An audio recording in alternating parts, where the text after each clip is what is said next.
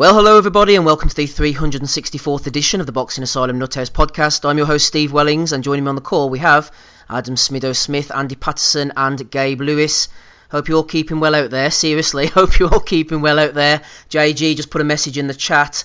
We need this pod more than ever when there's no boxing on. We're not going to let you down, folks. We'll see how we get on tonight. It's going to be a bit of a mishmash of a show, as you can imagine. Not the usual structure of reviews, previews, all that type of thing with all the shows being cancelled. Just going to talk a lot of shit. Topics might spring from nowhere, so you just have to be prepared for that. I'm sure you guys all know that anyway. Sunday evenings, mixler.com/boxing asylum from 8 o'clock. The Patreon RSS feed updates shortly after the show concludes. Catch us on Mondays on YouTube, iTunes, or on Soundcloud, episode 364. Let's get stuck straight in, shall we, Andy? You were mentioning beforehand that there was some action over the weekend. I know Ozzy was mentioning small hall shows in England. We're looking to get him on later on to maybe give us a rundown on that. Smido as well said he saw the same clip as I saw on Twitter of some guy giving it the big gun going into a small hall show, but I haven't seen anything from the weekend. Showbox, nothing. There was a Norwegian card, Andy, you were talking about. I know my boss was supposed to fly to Norway over the weekend. She didn't quite make it into quarantine. She's sitting at home. But the boxing went on. What happened over in Norway? Nothing, because the fight's not meant to happen till June. You misheard me. Sorry. No, sorry, mate. It's as we know, we've mentioned before, Kevin Varenya, the South African kid, he's been kind of obviously feasting on some bums and that over the years and that, but anyways, there's been talking in the Norwegian press that he's going to be fighting, or potentially fighting, Kai Ruben Havernia, who's he's like, what is he now, early 30s and that. He's the son of the ex-world champion at cruiserweight, Magny. As I say, he's not very well known and stuff, and he isn't great shakes. His record's kind of padded by Georgians and your Argentinians and stuff, so this to me looks like Larenya's going to be going in here for an easy title defence, that IBO title that you much vaunt, mate, to be honest with you. But as I say, at the end of the day, this fight's scheduled for June, but obviously with the signing and things and that as well, and people know that I've got a connection with Norway and that, so basically any foreigner going out there is just getting turned back, so Larenya isn't getting into the country, so and any Norwegians getting quarantined for 14 days, so it's just we're up to the gods at the minute, mate. It's just it is what it is, I suppose. I don't really want to kind of get chatting about it because everything seems to be kind of revolving around about this story it's going about, and so I want to kind of like lighten the mood a bit. So let's fucking what can we do? We need to say something wild, something fucking stupid. So, just get a bit of banter going there, the bants, mate. Come on, let's get something going here. But as it says, there's been nothing to talk about whatsoever. There's just, I know John Evans was at a show last night. It was at VIP Boxing Promotions last night. He mentioned a cruiserweight fight worth mentioning. Who was it? It was Jay Farrell against Damian Chambers. It was the Central Area Cruiserweight title. Now it's on, I think it's on VIP Promotions YouTube channel right now. So it's maybe I think it only goes for about 4 or 5 rounds. It's meant to be a humdinger, so maybe get round and check it. I'll definitely try and get it watched after the show, though. As I say, there's been nothing to watch, and it's just mainly even the news. Apart from Eddie's meltdown on IFL, it's been quite quiet. Yeah, in the chat there, shout out to everybody in the chat, by the way. Carl the Contradiction Frotch says the first boxer to contract the disease. Well, as you'll find out in Bellew of the Weeks at some point later on in the show, it's not going to be Anthony Fowler anyway. He's on the old CBD kidder, so he's keeping himself safe and quarantined there with a little bit of CBD. MB mentioned something there about the Olympic qualifiers are on live now on olympicchannel.com. Yeah. We got a question in actually about that from Graham Taylor. I was going to keep it for later, but he said any chance talking about the Euro Olympic qualifiers. He's bought tickets for the finals, but it's looking unlikely now. They're supposed to take place in the Copper Box. The likes of Pat McCormick, Fraser Clark, Peter McGrail, Galal Yafoyle, these guys, Andy, were supposed to be taking part. Will it take place in the Copper Box? I don't know. I thought that it would be pretty nailed on that would be cancelled. MB says the qualifiers are on the Olympic channel right now. Haven't been keeping an eye on it. Can we expect that to go ahead, or what's the story here? Please to be going ahead anyway. I will be honest, I haven't managed, obviously with the weekend happening and stuff like that, I expect to spend time with the kids and that, so I've not had a real lot of time to look at the European stuff, but I did look at the Asian stuff, the Asian Oceania qualifiers, which got moved, believe it or not, from Wuhan. Yeah, believe it or not, gentlemen. The actual epicentre where all this shit happened. But it got moved to Amman and Jordan, so I had watched a fair number of fights for there, so obviously because of the Uzbeks and stuff, who, as I mentioned before, Steve, are ready to take over. Well, they won two golds. The Uzbeks won 2 golds as well. And the Kazakhs, won 2 golds, and Uzbeks won 2 golds. Australia got 2 silvers. I don't know if you remember this name, actually, David Naika. I remember him during the Commonwealth Games back in 2014. He lost to Vasily Levitt, the big bald-headed guy. Jordan, believe it or not, as well, actually even picked up a silver medal. So we don't know if a wee bit of favour getting done there, but it's been some decent fights, actually. I mean, there was one fighter that kind of cropped up pro, in the pro ranks anyway. Remember Rick Zhao? In Hong Kong. I think he was forced to retire. I mean, he was on the cusp of getting a title fight at super flyweight. Anyway, there was talk of him fighting Jamie Conlon at one point, I believe. Yeah, that's right. Aye, because we thought that might have been an absolute bloodfest, basically. But what happened basically is he'd won his qualifier or his preliminary round. I think it was against a Tajikistan fighter, and he basically in the quarterfinals he met the eventual winner. I can't pronounce his name, but one of the Uzbek kids, and as a result of that getting beat, he ended up getting into the Olympic box office. He had a second chance, but ended up losing to, I think it was an Iranian kid. So that was the end of him. But I've not really had much chance to kind of keep up the European stuff, obviously with the Brits and stuff, and obviously the Ukrainians, who I'm quite interested in as well. So if any of the listeners want to call in, maybe give us a wee update if you've been following it. I know I haven't, but as I say, I caught a fair bit of the Asian, the Oceania stuff. I didn't catch any of the Africans, but one fight I was quite impressed with actually is the Filipino. I think he's at welterweight at the minute. Umair Marcial. He ended up becoming the eventual gold medalist in that tournament. So one for the Philippines, worth keep an eye out for Olympics and that potential gold medalist. I don't know, but he won silver at the Worlds, and as I say, there's a couple of a good Kazakh fighter in there as well. So you can go back and watch some of it as well on the YouTube channel, on the Olympics and stuff as well. And I'm pretty sure there's a back catalogue on the Olympic channel, so get on it if you can. There you go, Andy, keeping us informed. We were supposed to have James Kirkland this weekend, Shakur Stevenson coming up, Michael Conlon. Those things were all canned. There was a Showbox card. Going to hopefully bring Gabe in on that very shortly. Before we do, Adam Smith's on the line. How you sending there, Smido, driving about trying to avoid the virus in the car of yours? I think okay. Testing. Testing, absolutely brilliant. Loving that sound there, Smido. Question came in for you from Graham Taylor. He said, any chance of getting Smido in his car post-Cheltenham to have a rant about the amount of pointless pay-per-views coming up? We know you like a rant about pointless pay-per-views, Smido. This is right up your street. Well, I think we've got 3 pay-per-views scheduled in. 2 in May, then Joshua in June. And I think so far we've not had a single undercard fight announced for any of those.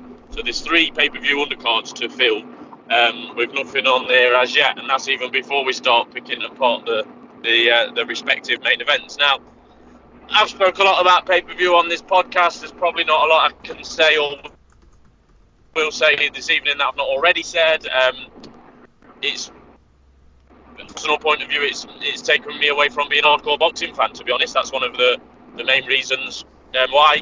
I used to go up and down the country chasing shows, representing the Boxing Asylum a few times in matchrooms early months a few years ago, and on the podcast every week, which doesn't happen anymore, writing a blog, which doesn't happen anymore, betting on boxing, which hardly happens anymore, and certainly attending events definitely doesn't happen anymore. So that's a massive contributing factor to that for me personally. I just think there's no other sport that I know, and I watch a lot of sport, I really do, and there's no other sport I know really that can get away with. This weekend you haven't.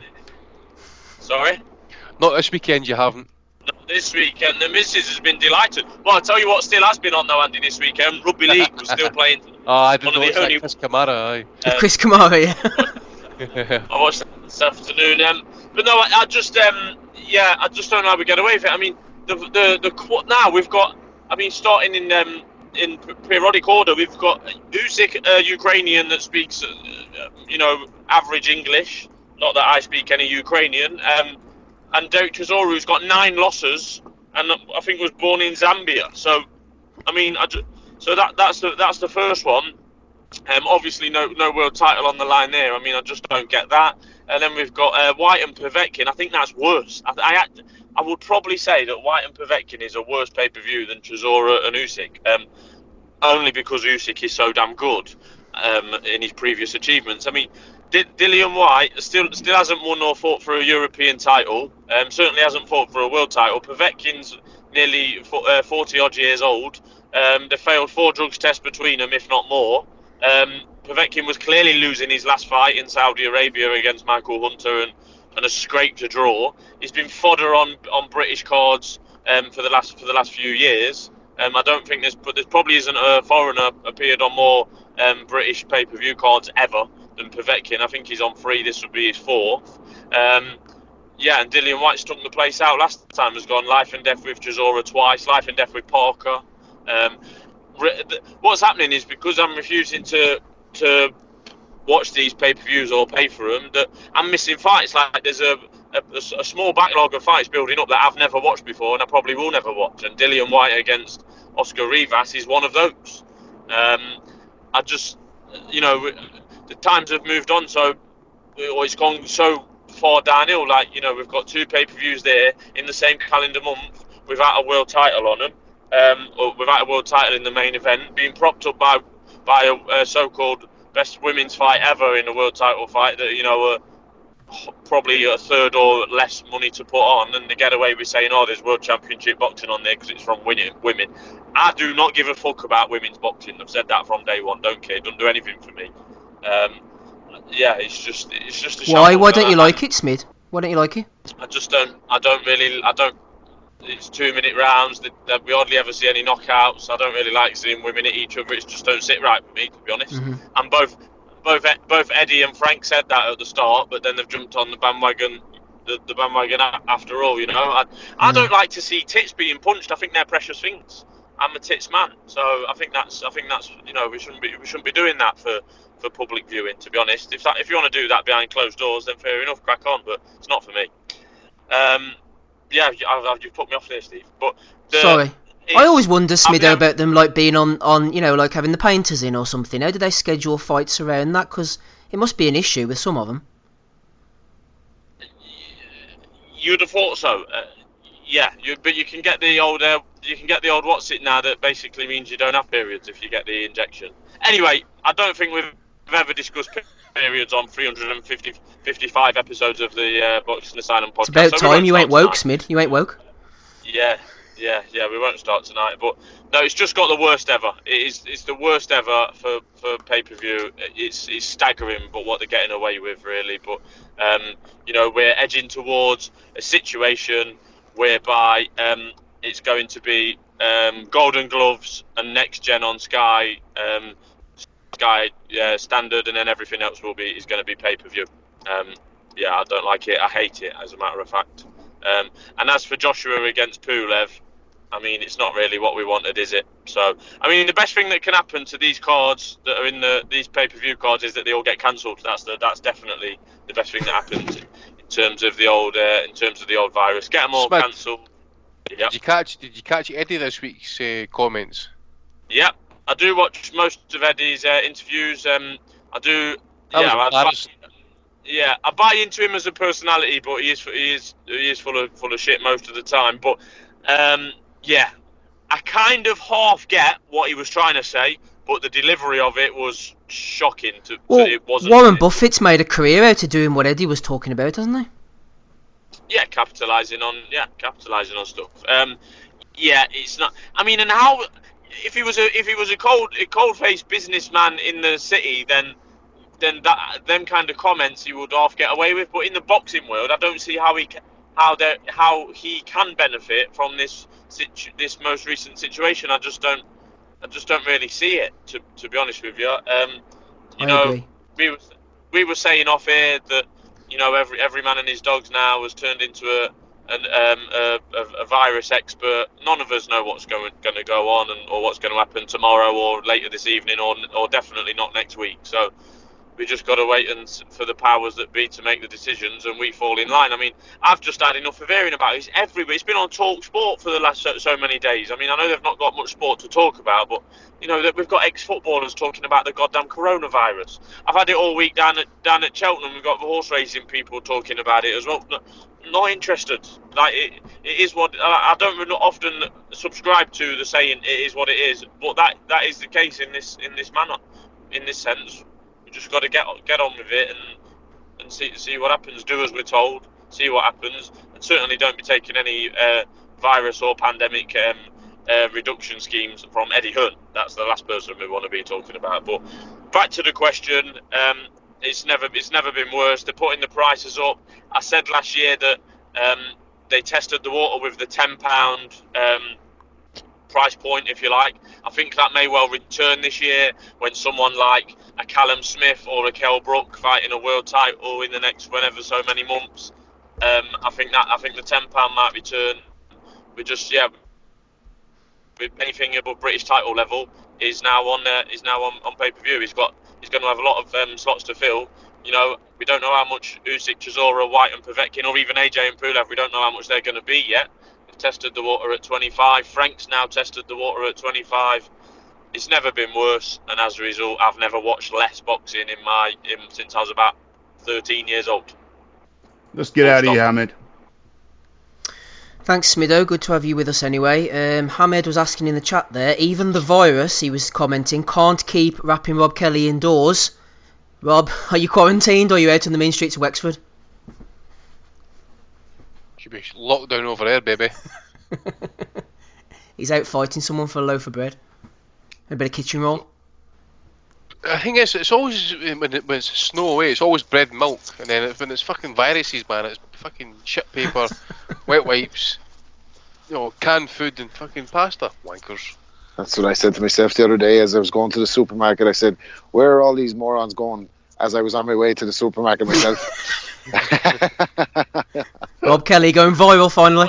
Well, the thing is, you can imagine like all these people buying all this toilet paper and they've got like 10 kids in the house, but then you get fucking dickheads just wanting to buy it because they want to make a profit online. People are morons, man. The human race. I'm not having it. No. Irish people complain about being stereotyped as stupid, but then and having a big grand attitude towards everything, and then they instructed the lockdown, and then everyone was out partying in Temple Bar last night, and the politicians are coming out complaining today, saying we just closed the schools, will you stop fucking partying? What's the matter with you? Oh. Stay safe, Rob. We're coming back to you shortly. I'm going to bring Gabriel in if you don't mind. People are desperate to hear Gabe's take. I do mind. No, I'm joking. Right, well, we'll have to mute you. Hey, how are you, Gabriel? You sounding well out there in Texas? Doing good here. Excellent. Good to hear from you as always. What about the Showbox card? Did you manage to see anything of it? Salita Promotions in Minnesota. Brandon Lee knocking out Camilo Prieto. I'm going to level with you, Gabe. I have not seen a single stitch of anything over the weekend. I didn't even bother going looking for boxing. So hopefully you'll be able to fill us in on this card. Sure thing. So it was actually... I don't know if I was just excited to see some boxing because I thought it was all going to be canceled or what. It was actually a decent set of fights. The Showbox cards are always younger guys, prospects, that kind of thing. Brandon Lee, I think, is right there on the verge, probably one of those guys in the next, assuming things go back to normal, year or two, possibly being one of those ESPN prospect kind of guys, start getting some decent fights with some names that are maybe dangerous, but provide some name value, those kind of guys. Overall, I mean, what they aired of the card was pretty good. So there's a gentleman, Aram, I can't even say his last name, Avagian. I'm not even sure if that's right, but he was in with Dagoberto Aguero. And so the way they were talking was this Avagian guy was supposed to be the favorite. Both of them came in undefeated, I believe 10-0 and 15-0, somewhere around there. So both, pretty young still. But this Aram guy got knocked down twice off of some pretty good punches, and he was hurt. I mean, he was hurt pretty bad in both of those knockdowns. I think we had. I'm trying to remember. Let's see. I think rounds 1 and 3 we got the knockdowns. Maybe it was 1 and 2 or 2 and 3. It was right there at the early part of the match. It was scheduled for 8 rounds. But when the scores came back, he won a majority decision because there was one card that was a draw. One card was a draw, but he won 77-74 and 76-74. So I took some pretty good notes on it because I didn't figure there'd be much else to talk about on the show. But overall, it wasn't a bad fight. I thought the scores and some of the fights were actually a little bit silly. But besides that, it was a pretty good card there. So it was 2 knockdowns, and he still managed to win the 8-round fight. I mean, he did have some pretty good rounds there, and when he started being able to put some pressure, he did pretty good. So that was a decent fight. There was Alejandro Guerrero and Jose Angulo. Both these two guys had a pretty close fight too. So that one was another majority decision. And I actually thought it should have gone the other way. So Alejandro Guerrero won it. I thought Jose Angulo was boxing well, so he was actually able to kind of move and use his jab really well. And then he could unleash some power punches too. So whenever he did choose to stop, now I don't want to say he was running or he was moving too much, but he was really moving to maintain position. And he appeared, from the way I saw it, to have a little bit longer jab. And so he was doing, I thought, what he should have done to win the fight. But this Jose Angulo kid, I think they were pretty high on him. He's down from, I think they said Houston here in Texas. But overall, I mean, that was a pretty good fight. But again, I thought Jose Angulo probably won the fight there. But that one had some really wide scores on it. So there was one card that was a draw. And then, obviously, because it was a majority decision. And then you had the other 2 judges scoring him pretty high in his favor, which I thought was really off. I thought Guerrero really waited too much. And whenever Angulo was putting his punches in, Guerrero just waited. He didn't punch with him a lot, and he waited until Angulo was not doing anything before he started, being active. So that one I thought should have went the other way. I didn't like that score at all. I was a little bit disappointed by that one, but all these cards that we saw were those 2 early fights were a little bit different than what I kind of thought was happening. And then you had, of course, the main event was Brandon Lee and Camilo Prieto, and that was a knockout in the 3rd round. So I don't think anyone was really probably shocked by that one. Prieto didn't have a bad record going in. I know absolutely nothing about him, to be honest with anyone. Just one of those things. I don't know enough about him to have any kind of preconceived ideas of what he looks like. I haven't seen him before, to my knowledge. And so, but he came in and got starts like he was supposed to.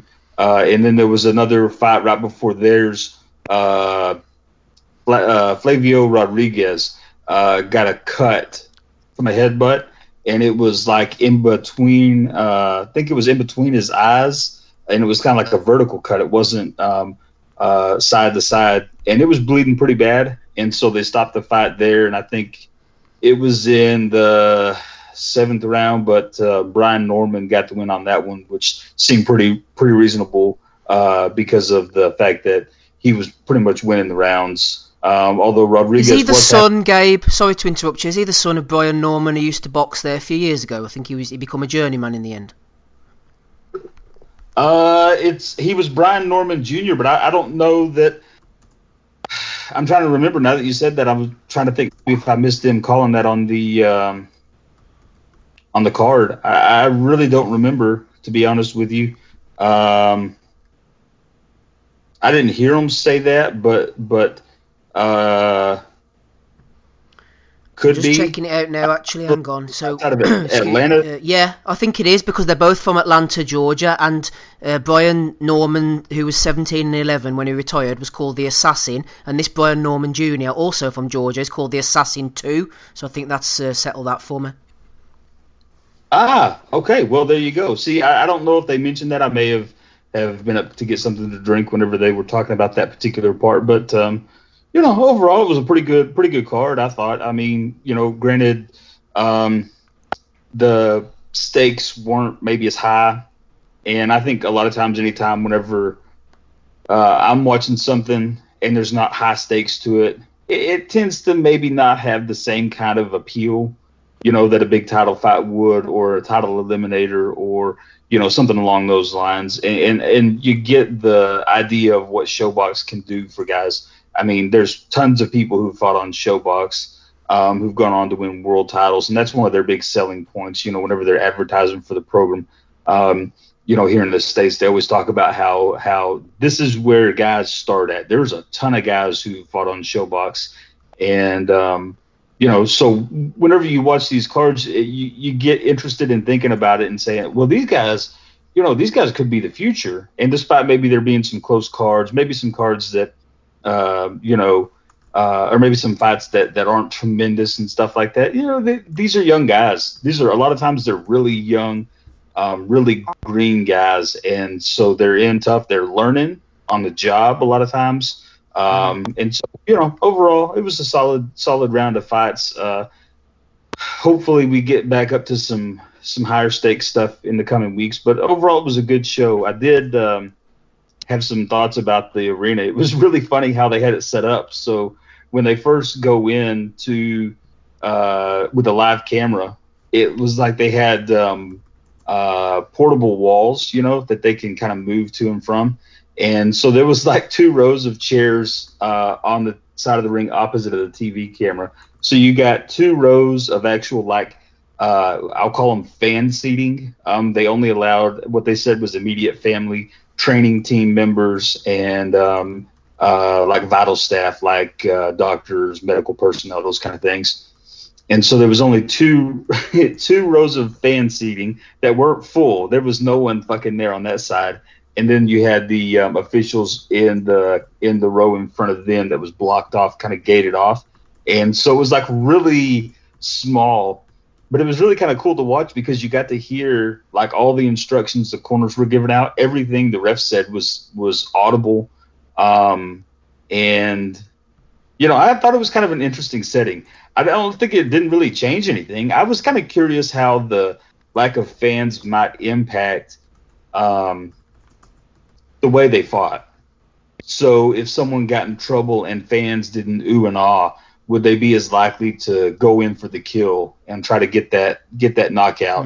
That's a good point. Or I kind of wondered how many of those things might happen. But it seemed like it didn't have really any impact on the way that the guys fought. And I kind of thought I was really curious about how that was going to play out, how the very few number of people in the arena were going to impact it. But it was actually a pretty good show. Cheers, Gabe. I'm going to bring Robin in a minute on this Tyson Fury situation, but I'm worried about losing Smido in the car in transit. You want to tell me about this VIP cruiserweight fight quickly, Smid? Yeah, I saw John Evans, friend of the pod, tweet out this morning, if you've got a spare 5 minutes, watch this on the VIP show last night. Andy mentioned it earlier, I think, off air. It was tremendous. It only went 2 rounds. It was Farrell against Chambers, I think his name was, and I think it was Central Area title, had the feel of a real local derby. They both clearly had the fans there as well. I'll come on to that later. And first round I think there was a knockdown apiece. Farrell scored the first knockdown, a bit of a left hook, and Chambers fell in himself, really, a bit of a sack of shit, but he got up and he was okay. And then at the end of the round, Chambers scored a knockdown on Farrell, so it was pretty even then. And then Farrell went down. And I've watched it numerous times, and I don't know whether it was a clash of heads, tangle of feet, or a right hand, but the end result was it was called a no knockdown, and I don't think I've ever seen anyone look so wobbled off an incident what was called a no knockdown. Honestly, I don't think I have. I was thinking about it today. I don't think I've seen anyone so wobbled by a no knockdown ever. So yeah, Farrell was on shaky legs. That all happened in the first round. So there was 2 knockdowns and 1 no knockdown, and then in the second round, Chambers, who was a bit longer, started hitting him a couple of jabs to the body, a couple of right hands up top. Farrell was in retreat. He was nearing the rope, squared himself up a little bit, and Chambers threw this right hand, and it connected perfectly at the end of the punch, if you like, full extension, and he was flattened. One of the best knockouts you'll see this year, no question. Absolutely no question. It was a cracking knockout. But what I would say, coming back to the fans and the atmosphere, although it did have that local derby feel, which is good, particularly on a small hall show, when Farrell went down and was sparkoed, no count, doctors were in, Chambers was very well behaved in the corner. Didn't go around running around celebrating, pointing to his fans and all that. He was really genuinely well behaved. And as Ozzy would say, this is what happens when you put on well-matched fights. I think they had virtually identical records. I think one was 10-1 and one was 9-1. Interestingly, the commentators said that Farrell actually got knocked out in his last fight, or the fight before that, I believe. He'd been recently knocked out. Like I say, John Evans was on commentary. Yeah, well worth it. The link's out there. I'm sure you've seen a couple of links around. Like I say, it's only 5 or 6 minutes of your time. Well worth a watch. Enjoyed it. Recommendation from Smido is good enough for me. Rapping Rob Kelly, tell me about this Tyson Fury situation. Obviously, the farmer is out of the bag, saying that the wild boar situation is a bit dodgy. Frank Warren sent out an aggressive email. Hamed said in the chat there, all these people are accusing Fury of cheating, even his ex-former opponents. Everybody's railing in on Fury. Is this post-Klitschko 2.0? Wild boars, never use them. You have to go, Hamid. I don't know, dude, to tell you the truth. Is there any credence to it? I don't know this farmer from a can of paint.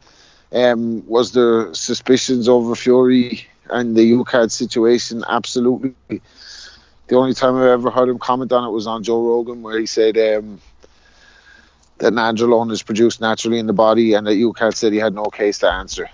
Now, I know this, it's very cloudy, the investigation into this. We've all looked into it before. I kind of couldn't come up with anything conclusive, but generally there's no smoke without fire. Bit of a sensationalist headline.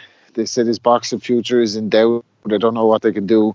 This fella went and put himself in court, and that really perjured himself. Or would he face penalties then? Was there an agreement made for 25 grand, or is he looking for, did he get paid more than 25 grand to come out and say that? So I don't know. Definitely, as we said before, probably question marks over all the heavyweights. What I will say is Tyson Fury, since he's been back, does that put an asterisk over the Vladimir Klitschko fight? I don't know. They went to extreme lengths that time to make sure there was no funny business in Germany. So maybe they didn't only take anything. They're not with the same training camp and same training regime since that fight, and since losing 147 pounds, the equivalent of prime Floyd Mayweather in weight.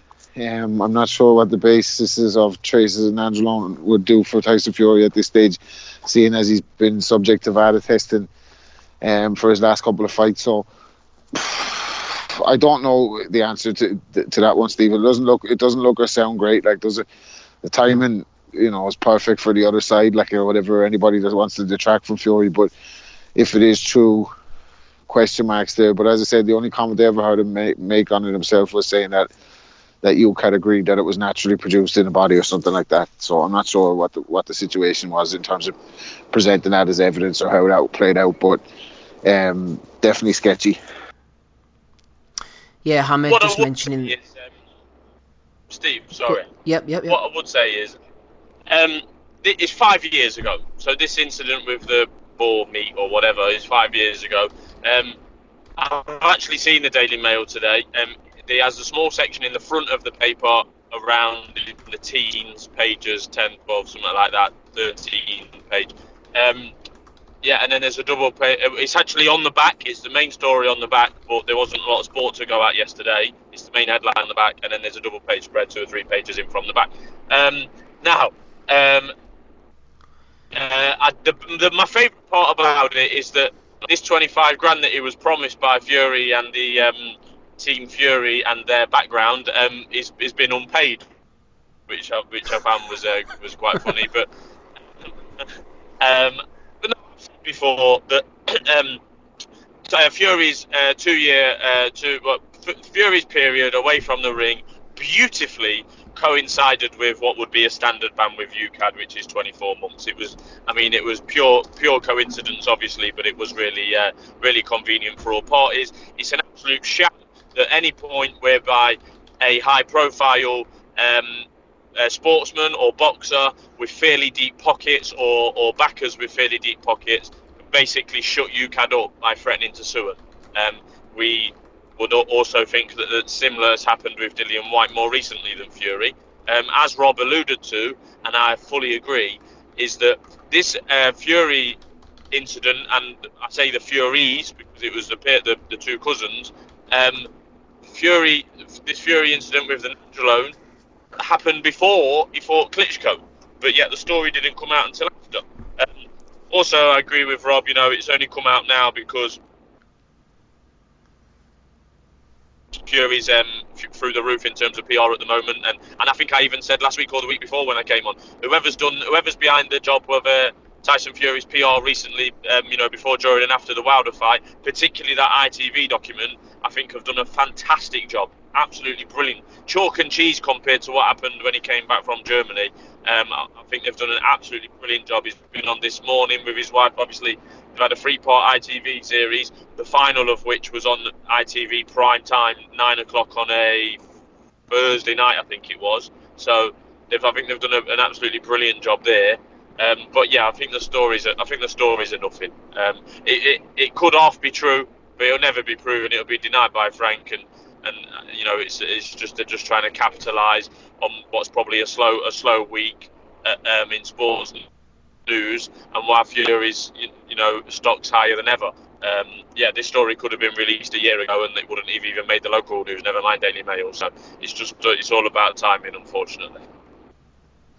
Yeah, Frank Warren sent out a message in case anybody hasn't seen it. It came this afternoon via email. Frank says, the farmer making these outrageous allegations sent me a letter last October full of errors and basically telling me he had committed perjury by signing statements under oath and lying.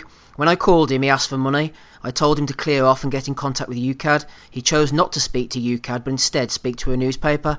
And Frank continues, how anybody can take this man seriously is beyond belief. Tyson has never met this man in his life. What a load of rubbish. We'll leave this with UCAD to look into and don't expect it to go any further. It looks like while the football season has been paused, there's nothing to write about and silly season has instead commenced. So that's what Frank Warren's saying about the whole thing. And a question for you coming in from Matt Dobson over on patreon.com/boxing asylum. He's asking you, Andy, on topic and splitting the divide, every sport is being cancelled. Dubois versus Joyce is a great fight, but it's not happening in my opinion. AJ Pulev is a shit fight, it's not happening. UFC is ready instantly. Backup arena, no fans inside, but main event is ready to go on, albeit in front of empty seats. Now, Andy, Matt says, surely boxing should follow suit. Big fights behind closed doors. People will tune in. Well, people will tune in, but how could you possibly prop up the costs involved and the purses involved with no live gate? So I'm not sure about that, Andy. What do you think about Matt's question about going at it? Big fights behind closed doors. People will tune in. Well, I mean, I'm not a big follower of UFC and stuff, but to me, all it's going to take is one fighter to test positive, and then the whole fucking shooting match is getting shut down. One FC, who I kind of watch more about Muay Thai and kickboxing actually rather than MMA stuff, but they've took some of their events behind closed doors, and I think they've now maybe even cancelled actually, because those guys are all over Asia, Taiwan, Japan, China, and all that sort of stuff. So regulations are going to get brought in for like these guys kind of land without quarantine. So. To be honest, does anybody really want to watch Dubois against Joyce behind, supposedly closed doors? Does anybody want to watch Joshua Povetkin against closed doors? I mean, put it this way: I mean, Joshua Povetkin wouldn't even happen behind closed doors financially. You know that's Eddie Hearn would be jumping off a bridge with a brick round about his neck, make sure they come out the water. I mean, there's no chance that these fights can happen behind closed doors. I mean, stadium fights alone, we know, cost an absolute arm and a leg. There you go, Smid. Yeah, you're right. The stadium fights aren't going to happen behind closed doors. Absolutely no way. But I think there is often opportunity, and I know we spoke about Eddie's comments earlier that weren't the best. There could often be an opportunity because boxing doesn't follow a schedule or any rules or any governing body. They basically just make it as they go along. It could turn into an advantage in this situation because football's been called off as a whole. I think NBA's been called off. Tennis, I think we mentioned, was mentioned on the radio. So not for the Joshuas of this world, but there is an argument to be made that it could still happen because Sky could make up the money for what's missing from the gate, which really some of these fights is insignificant if you're only going to sell 4,000 or 5,000 at Doncaster Dome.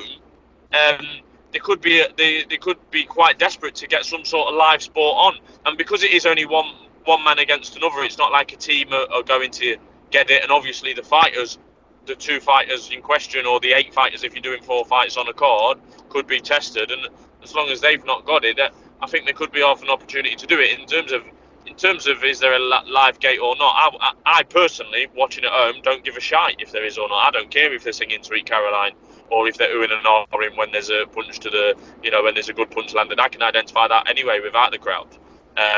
But yeah, for the biggest events, absolutely, there's no way that Joshua Pulev happens behind closed doors. No way at all.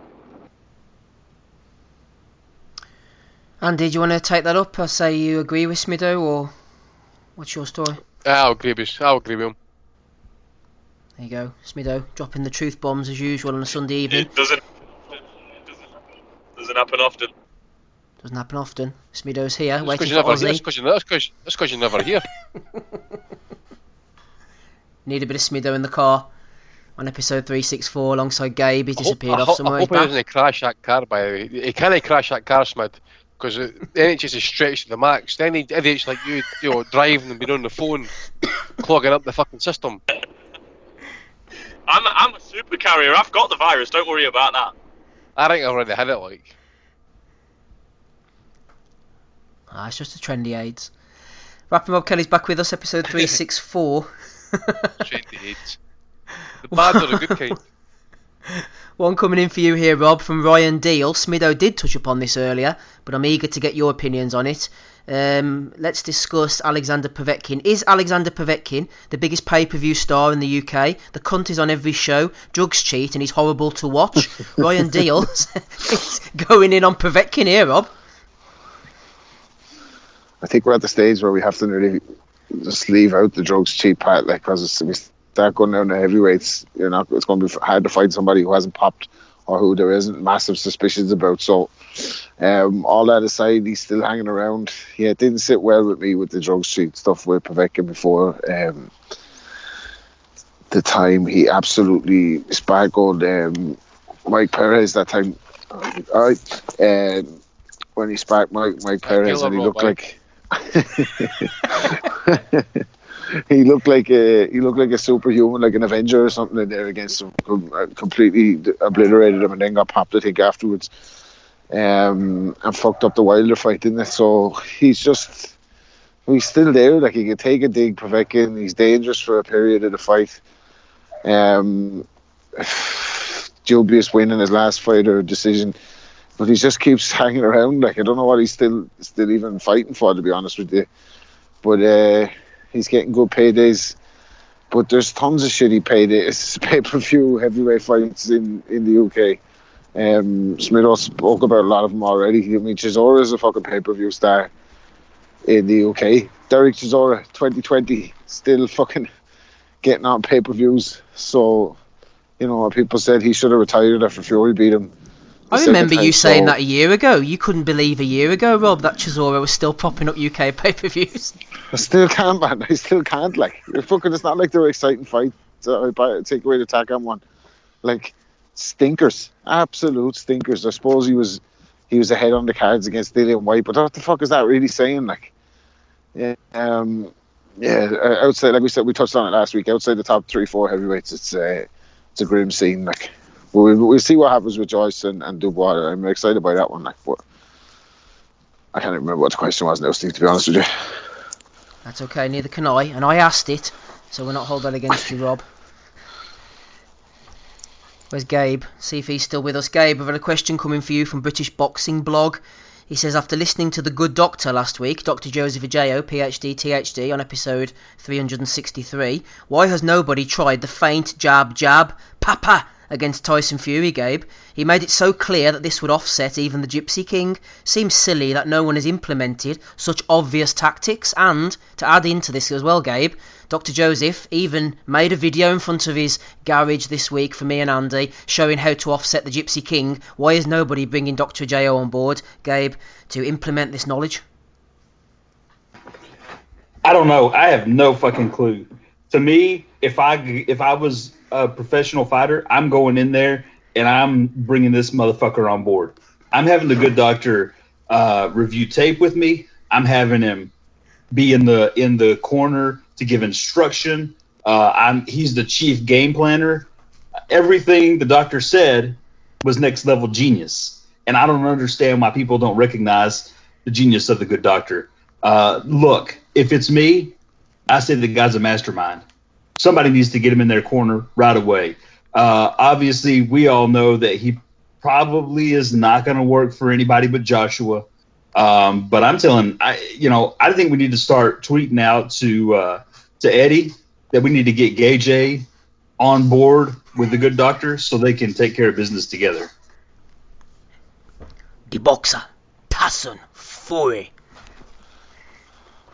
I tried it myself this week. I got on the okra soup, sent the video in there to lads. I was trying to do the pap sounds like the Good Doctor himself. I tell you what, Rob, to be fair, you looked indecent, Nick. You know, you laugh, but that okra soup has obviously gone straight into the veins. The question is, would you pass VADA test? I'll pass any test you want, man. No fucking virus, no fucking anabolic steroid can get me. Like I said, I don't give the dogs any diabolical steroids, so Diabolic. So I should be alright. I should be fighting fit. Give me 12 weeks training. All he needs is 12 weeks, everybody. Andy Patterson, question right up your street here from friend of the pod, Ted Barrett. He said, should Olympians, Andy, who are on their second or third run that are over 28 years of age and win a medal be praised as much as somebody that wins a medal on their first Olympics before turning over? I feel this gets overlooked a lot, says Ted. A lot of Olympians that have won medals are very experienced and fighting a lot of kids coming through. For example, Joe Joyce being 30 and winning a silver. That's an interesting question from Ted there, Andy. What's your thoughts?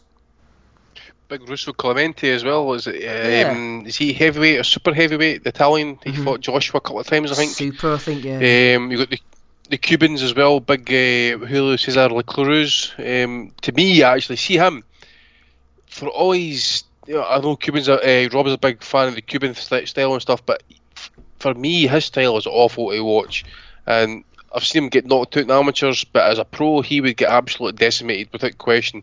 He wouldn't get away with that shit for 12 rounds or 10 rounds, and he does that for like at best 5. But Dick McTaggart for Scotland, top amateur, never turned pro. So I get the point. I mean, there was a few. I think it was one of the Australian guys, for example, Justin Herta, I think his name was.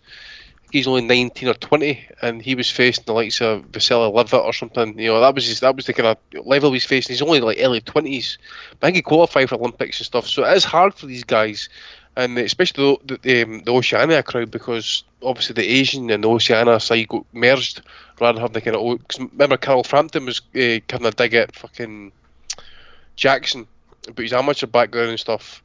Yes. Obviously, it was far easier for the guys in the Oceania to qualify, but now they've kind of merged it between those two kind of continents or two nations or two regions. Made it harder for them to kind of qualify. But I take the point, because obviously you've got, like, say, take Clemente for example, who's like a full-grown man, if you take Dubois at this point, actually put him in the amateurs, but I don't know. I agree. I get the sentiment as well. I remember that at the time when Ken Egan was all-Ireland champion for how many years in a row, and there was a lot of chatter from certain circles about him. Well, I say certain circles, mostly my dad, really, to be honest with you. But he used to crack up because Egan was fully grown man with his man strength, fighting the likes of Tommy Mack when he was 17. Do you know what I mean? And it was just how long is this fucker going to hang on for amateurs before he turns over and goes pro? It's not really fair. He's fighting fucking kids every year, up in the stadium. You know what I mean? So, I can see the point on that. Councillor Kenny. And it's bullshit anyway, isn't it? It's bullshit letting him fucking turn back over to fight in the fucking Olympics. The Olympics should have been what the Olympics is. That whole fucking shit, if you turn pro, you turn pro. You can't fucking jump back into the fucking Olympics. Yeah, you're quite right. Because remember, I'm not wrong, fought in the last Olympics. He got beat. So did Hassan Ndam. I mentioned Ricky Zhao, he got beat there. There was talk about Klitschko, Vladimir going back in as well for a run at it. Really it should be for the guys who are no professionals. Basically weekend warriors. Basically, okay, it's probably wrong to say weekend warriors now, but you know what I'm saying. You can see the difference between the amateur and the pro game without questioning these fights, because if one fighter takes a solid right hand, for example, and he just a wee wiggle in the legs, it's an automatic standing 8 count. So that's it as well. But again, I take the point, because you can have them with full grown men fighting 19, 20-year-old kids, basically, My problem is that boxing's not really that comparable to other sports in the Olympics, because golf, they let professional golf players in there now. They let professional tennis players in there now. Athletics, they're They'll professionals. Take punches, are they? No, they're not. But what I'm saying, it would be hard to enforce the rule about when you turn pro, you can't turn back. I hate it as much as you guys. I think it's a load of shite. You shouldn't be allowed to Olympics, then pro, back to the Olympics. No way. I disagree with it. But I just think there's not a real precedent for it, because athletics, the sprinters, they're professionals all year round. They have Diamond League or whatever, or other bits and bobs where they get paid. It's just it doesn't sit well with me, the boxing. But when I compare it to golf and tennis, they're professionals all year round. So it's sort of a tricky one for the association. Yep, I think we're all in agreement on that one. Gabe, I want to get you involved on this Alexander Usyk, Derek Chisora situation. Obviously, it's coming to a pay-per-view near you. You're a DAZN man, so you should be able to get it all right. Rob's lamenting the fact that Chisora's still on pay-per-view in 2020. Can we see anything else than Usyk leading him a merry dance? I mean, you saw the way Chisora kept plodding on against Fury in the rematch. He was taking a beating, his eye was closed, his other eye was cut.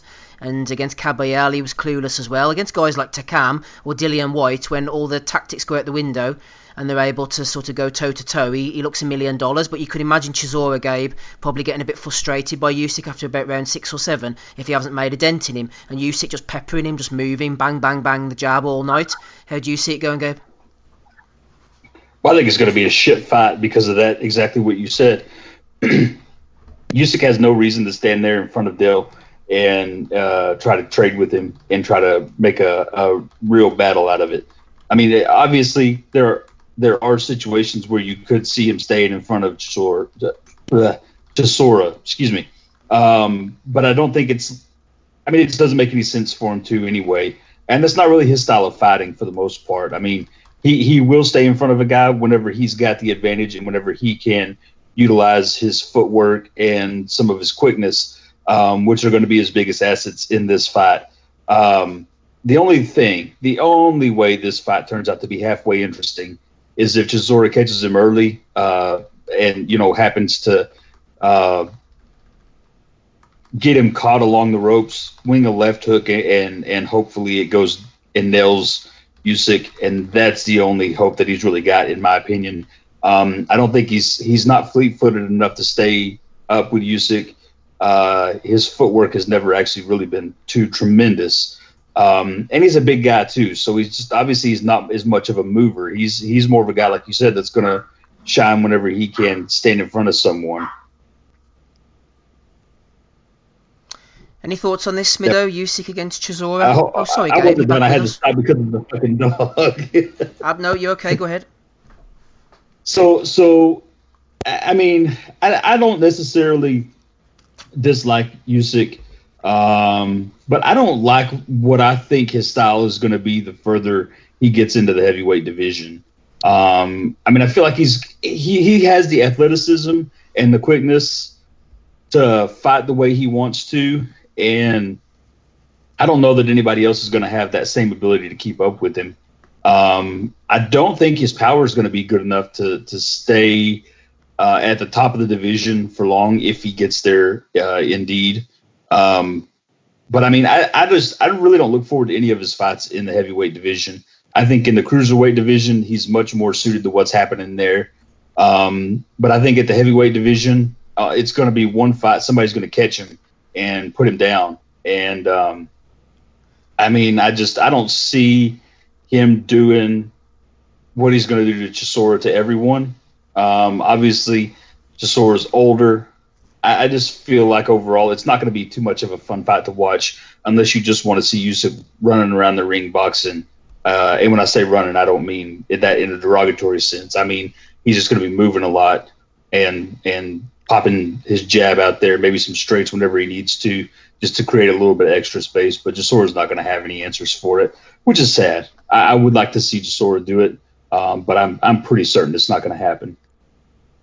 Yeah, Smido, Chisora seems to have been on the scene for ages. Remember him beating Sam Sexton, then he beat up Danny Williams, who was considered old then. I mean, is he one of these guys who's just going to keep going on forever, Chisora? We could see him having 80 fights on a Latvian licence like Danny Williams. No, because Derek Chisora will be retired after this fight. You used the word that I've would attribute to this fight, Steve, pepper.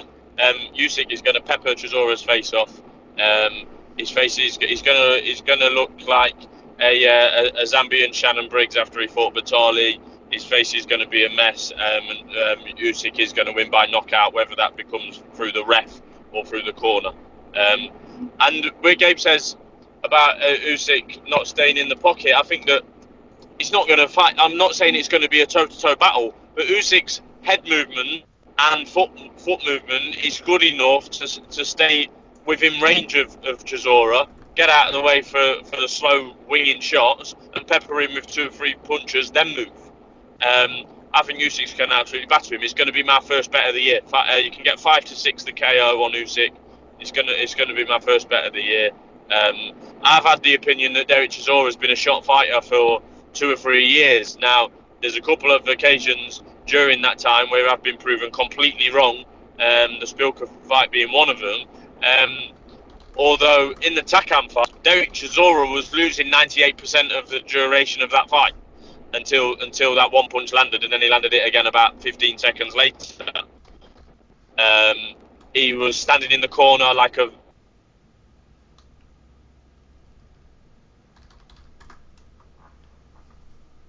Standing in the corner like a what? Like a bar stool? Am I the only person who can't hear him anymore? By David Hay. I can hear him. That's what's happening. Have I gone? Hello? I lost you. You've come back now. Sorry, it might have been me, Smido. Carry on. Derek Chisora is being milked and pimped by David Hay. Simple as that. Like I say, I had the opinion that he was a shot fighter. I've been proved wrong on a couple of occasions. So maybe he's not as shot as I thought he was. But like I say, when he fought Takam, he was like a fat old man in the corner, sparring partner mentality, hardly moving from the corner for large parts of that fight, and then landed. We've heard mentioned in this country before a shot from the gods. Well, Derek Chisora did actually land one of those that night. What Andy Ruiz did and Derek Chisora did against Carlos Takam, I think he's old and past it. And like you say, that Sexton fight, I think I was there. Was that the one on the Magnificent Seven card, Steve? I think I was at that one, to be honest with you. No, I'm not sure it was, Smido, to be honest. I think it was a 6-rounder on a Satanta show. All right, okay. Well, we're in 2020 and Derek Chisora is still headlining on a pay-per-view card against someone that does not have a British passport. I mean, what in the world is going on really with this pay-per-view? Come on. And I think that I've said for quite a while that I didn't think that this fight would happen. It's been spoke about for ages, but Usyk's not interested in Derek Chisora. I don't think he's particularly interested in a British payday. He's interested in using that WBO position to eventually get to the titles currently owned by Anthony Joshua. I think Usyk will embrace the UK and the O2 and whatever comes with that, and I think he'll win by stoppage. Definitely 100%. That's what I think will happen. He's going to pepper his face off, and Chisora will be retired after this fight.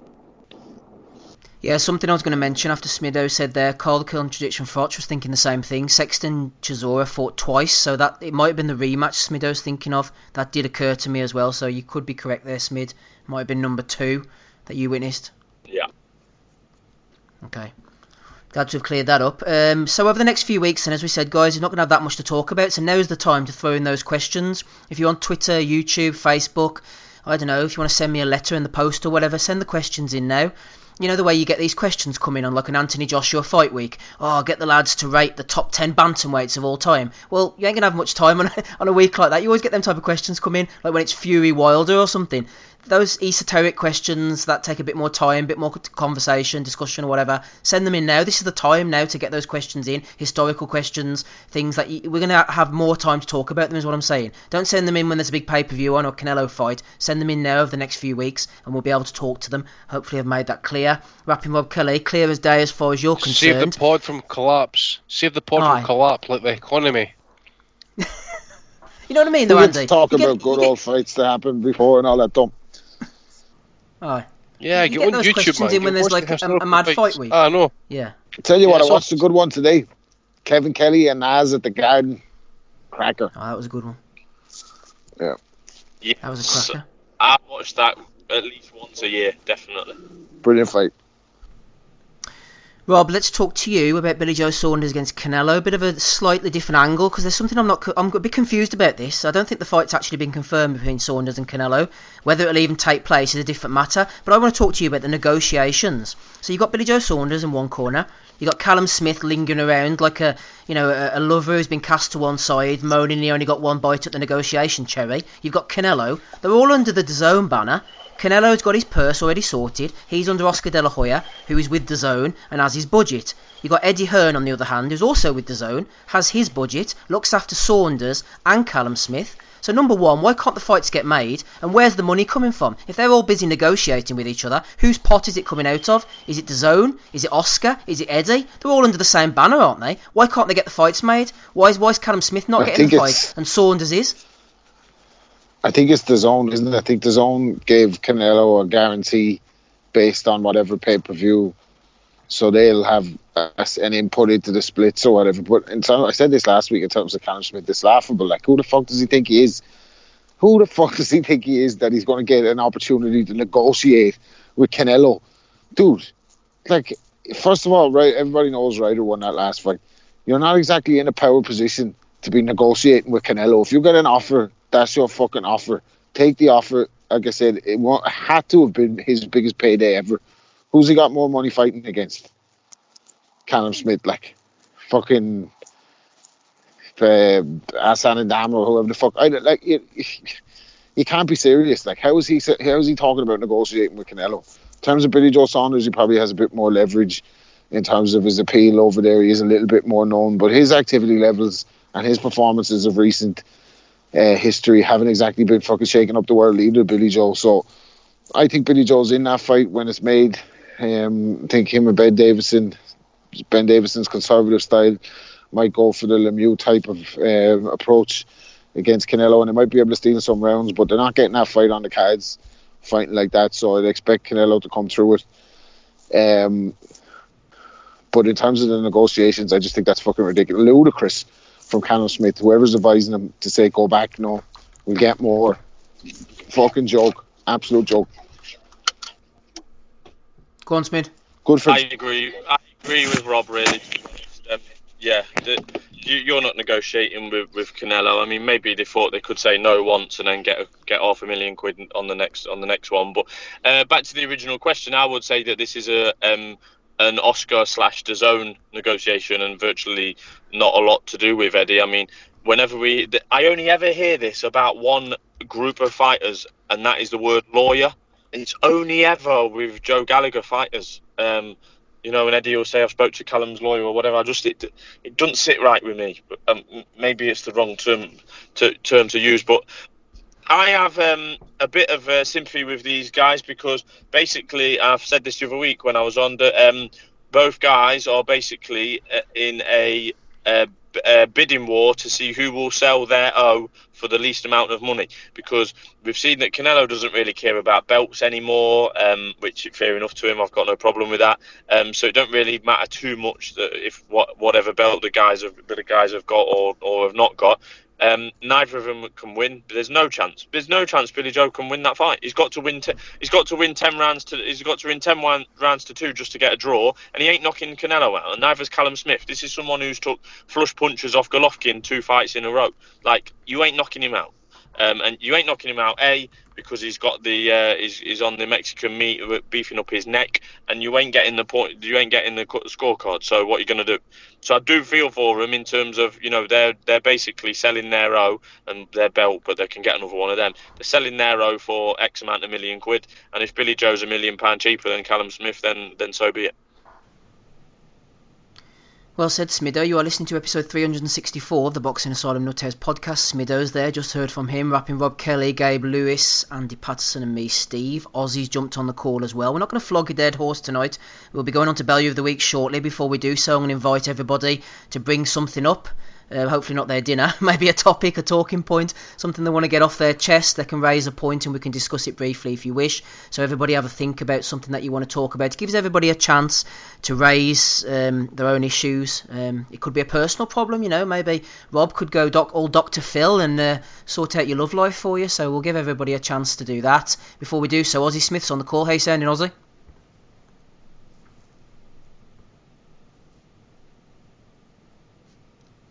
You with us, Oz?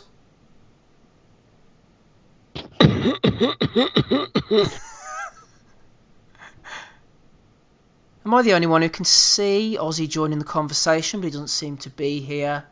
5 out of 6 on the call. Maybe he's not actually on with us at all. I see he's joined the conversation at least.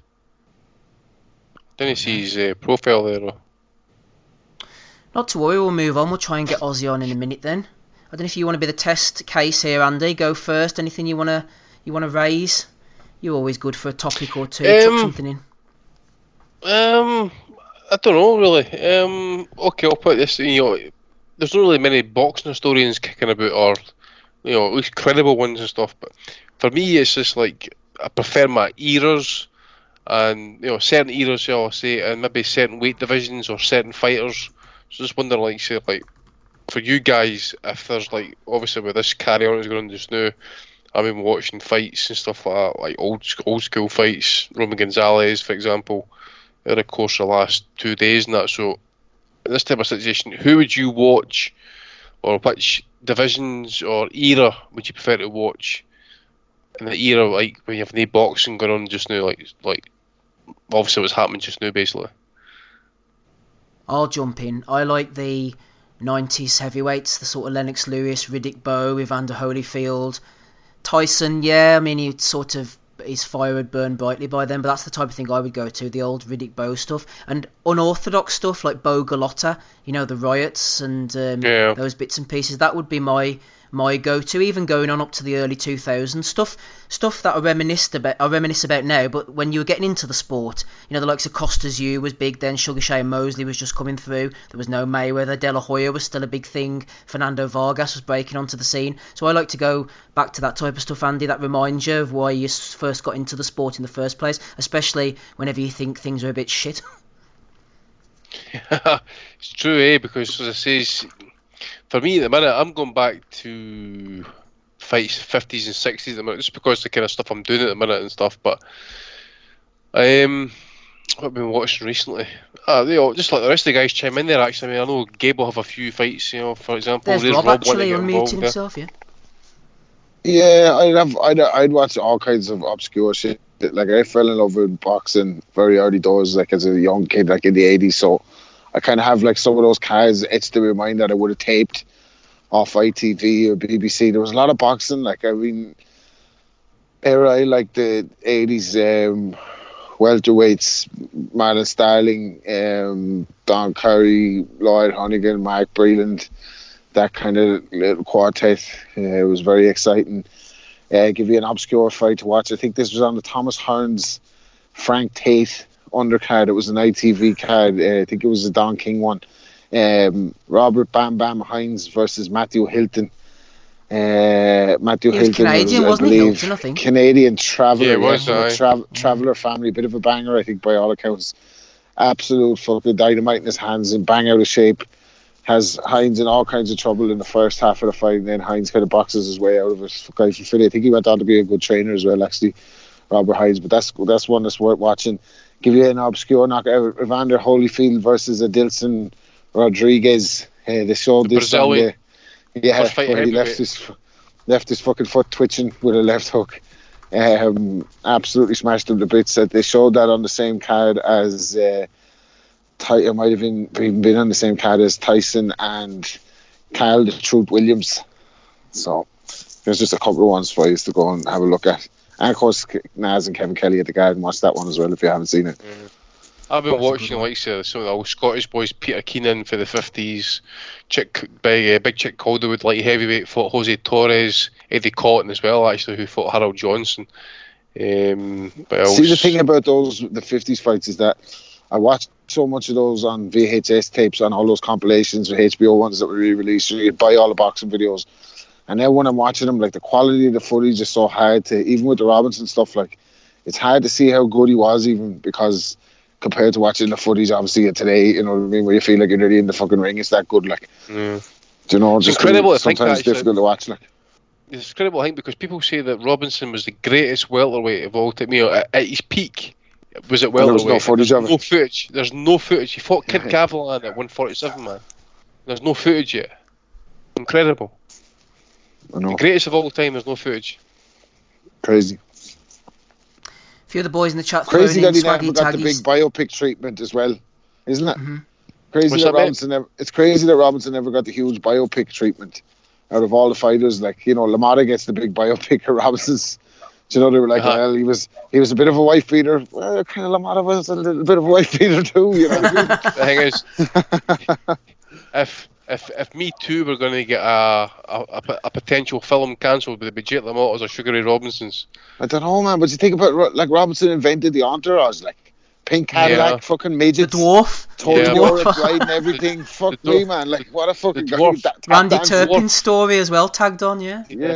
Jesus the Christ. That is meant to have murdered was it a 7-year-old child or something like that in London, Steve? Was it? We were doing that punches for the past episode. Seriously, it's a public record document, actually. Fuck it, hell, I never knew that, man. I never think to see it. Learn something new every day. I'll send it to you, Shit, man. See what I mean? That would have been a great movie, like. Who would you have? Probably fucking Jamie Foxx or someone playing on that would be shite, like. Jamie Cox. Jamie Cox. He's making a return, by the way. Jamie Cox. Michael B. Jordan. Michael B. Jordan, Logan Paul getting knocked out like that was good, wasn't it? Like Michael J. Fox did it. Michael J. Fox. What's his name? Michael B. Jordan. Michael B. Jordan. Michael J. Fox. Tony Bellew. Fox. Teen Wolf. Hey, he's not bad either now, by the way. I see he was at the Fury. He was at the Fury fight against Wilder. He is not really bad way just now. He's got Parkinson's, hasn't he?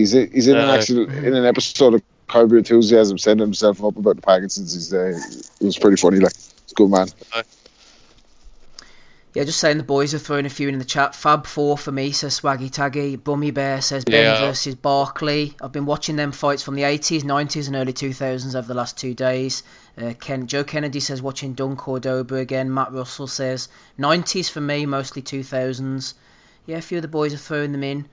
There's Swaggy Taggy. Hamed's asking about tape of Harry Greb. Kirkland Lang. The boys are on it this week. Kirkland Lang's a good one to go back, yeah. Fucking James Toney, Iron Barkley, great fight to watch. And James Toney, Vasily Girov, complete with Manny Stewart commentary. Yeah. With Manuel Stewart. James Toney against Prince Charles Williams. Yep. What a knockout that was at the end by great knockout. Prince Charles Williams against Murky Souza. Yep. Oh, aye. Rocky Luttridge against Tony Tiger Lopez. Tremendous fight. Brilliant stuff. Ozzy's with us now. Ozzy, how you sounding? Absolutely fine, mate. How are you? I'm very well. Hopefully you're well out there in the mean streets of Chorley. Not too sick? Absolutely fine. 3 cases here so far, but all locked down. 3 cases of Corona in your cupboard. Correct. Is that 24 bottles a case? Is that 24 bottles a case? Ozzy's well stocked with the Corona girls. Tell us about Chambers. Foul, was it? Smido was telling us earlier, actually. Great scrap. Oh, quality. It's on the VIP boxing channel now. If you can view it, do it. It's one of the best 2-round fights you'll see. 2 big hitters, a relatively just a basic level, entry level in terms of boxing. But fuck me, Damien Chambers dropped first, I think, from Big J Farrell from Liverpool, and then literally within seconds after, Jay Farrell was on the deck. I can't work out how they were dropped. It looked like I couldn't work out if it was a head clash or Chambers landed a shot, but Mark Lyson ruled it as a no knockdown. And then later on in that round, it's probably a contender for knockout of the year. Chambers landed a huge right hand, and fuck me, Farrell was out for the count. I think on the commentary, John Evans was on commentary, and he said, look, I hope he's all right, because he looked, he went down, he was absolutely shattered, but he got up, and a great win. And it shows the value of area title fights, because, yeah, in terms of boxing ability, they're not at the world levels, but they're evenly matched, and they produce the goods. And it was a good show for VIP last night in Liverpool at the Olympia, and it was a good one. Like I say, if you can watch it, do. There's a couple of other good scraps on there. Tom Farrell was pulled in. He should have been going over to Switzerland last... I forget, fighting, like one of their young lads. He was pulled in as an opponent, given decent notice, about 8-9 weeks notice, and then sadly a week before the fight he gets told that the opponent's pulled out due to a hand injury.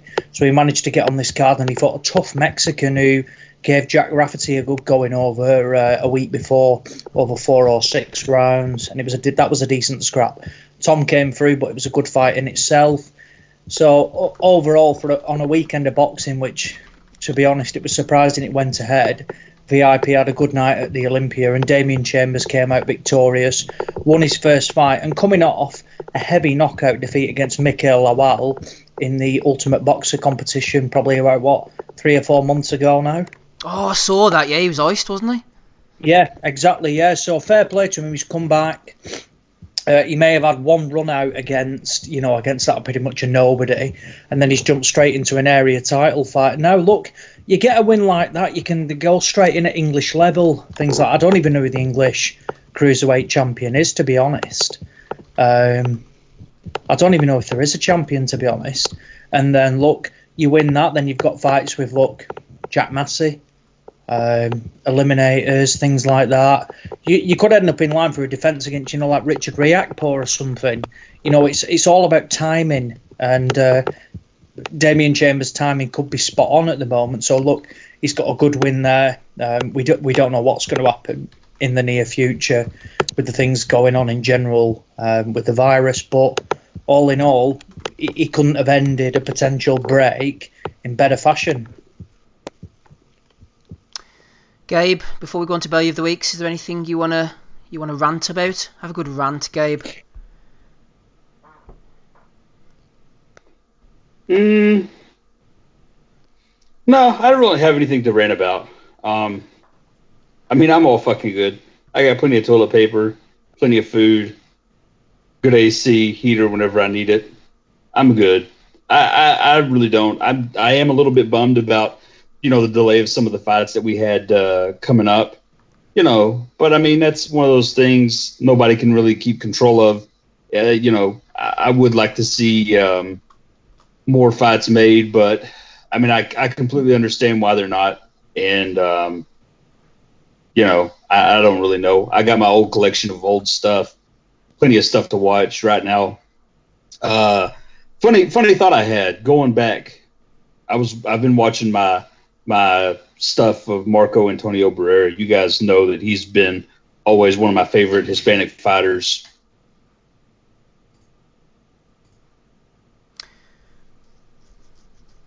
Okay, Rob. Before we go back to Aussie on Zelfa Barrett, is there anything you wanna drop in? There's your chance. No, but I think the listeners should come to me with their love life queries and let me doctor love it out for them. You know what I mean? Some of them might be slacking on their Mac and they might put a bit of pep in their step. You know what I mean? So feel free to send in those queries, lads, to the good doctor. Rapping Rob Kelly. What is it? Sorry, THC LSD? We had some visitors coming in and out. Oh. Fucking 45 minutes. Vengeance. Go ahead, Gabe. I had a question for the gang. It seemed like after the Prince Hamed fight for Marco Antonio, he could have called it a day, and instead he kept on going. And kept on going and kept on going. And after the third Morales fight, it seemed like, and that was something I've never really noticed before, but it seemed like people thought that he should be retiring at any point in time. You guys ever gone back and watched a fighter and thought, this guy is going way past when he should, but he still somehow keeps winning and against legitimate opponents? In my mind, I mean, I'm sitting there listening to what they're saying, the announcers and all these kind of things about Barrera's age and how many wars he's been in and things of that nature. And he's still fighting top dogs like Paulie Ayala and Rocky Juarez twice. And then he goes in with Juan Marquez, which I thought was a much closer fight than was scored. But I mean, I thought it was interesting. I haven't gone back and looked at all those older fights in succession like I have recently. And it's been interesting to go back and kind of put those pieces of the puzzle together. Wondering if anybody else had anything like that they'd ever noticed before, or if they kind of thought the same as I did, that maybe he was kind of old and past it whenever he hit Paulie Ayala and Rocky Juarez and Juan Marquez and obviously Amir Khan. He was thinking an obvious one is sorry, Steve. Steve, go ahead, man. No, you go ahead, Rob. Probably got better things to say than me. I was going to say B-Hop. Like, I used to think B-Hop should have retired after the Kelly Pavlik one. Like, go out on a high and then he's back in against fucking Pascal and just, Chad Dawson, guys like this. Like, you think it really should retire. I remember. You're right, Rob. Yeah. I think that's a good one because I think even, like, I knew his skill level was levels and levels above Tavoris Cloud. But going into that fight, I was picking Tavoris Cloud to beat him, and he just kept on going even after destroyed that. Him. Yeah, but Shumanov as well destroyed him, and then I think he upset the odds so many times. People were scared to pick against him for the Kovalev fight, but he got a bad hiding in the Kovalev fight, and I think that ended him. I think that's where we saw that performance and the long layoff before Joe Smith. He should have got out. When there was no reason for him to take that Kovalev fight at that stage, and I think there was 12 long punishing rounds of him trying to survive that night and just getting clubbed, and especially I think that last finished him off Rob. In the end. Yeah, big time. I think that finished him off so. Unfortunate. He was definitely a fucking character, even though he went flying out the ring head first on his last fight. Predictable madness that accompanies B-Hop's career, been fucking picked up and pile drived again in another Segundo Mercado fight as well. So Chad Dawson fight ended like that. Just an absolute fucking legend. But definitely one of the guys where you're thinking, just retire this time, and just kept doing it. The second Pascal fight and the Kelly Pavlik fight, definitely the highlights for me of his kind of post Calzaghe career. And he definitely beat Calzaghe as well. No, all I was going to mention, Gabe, was that if you think about it, by the time Barrera went in with Hamed, he'd already been a pro for 12 years and he was up a couple of weight divisions. He went on for another 10 years after that, even beating the likes of Morales, and I know he got knocked out by Pacquiao, but he beat Paulie Ayala, beat Morales again. Robbie Peden, looking down the record here, a couple of wins over Rocky Juarez. And then Amir Khan, by that point, he was way too high up in weight and he was past it. But he had a remarkable career, Barrera, I think.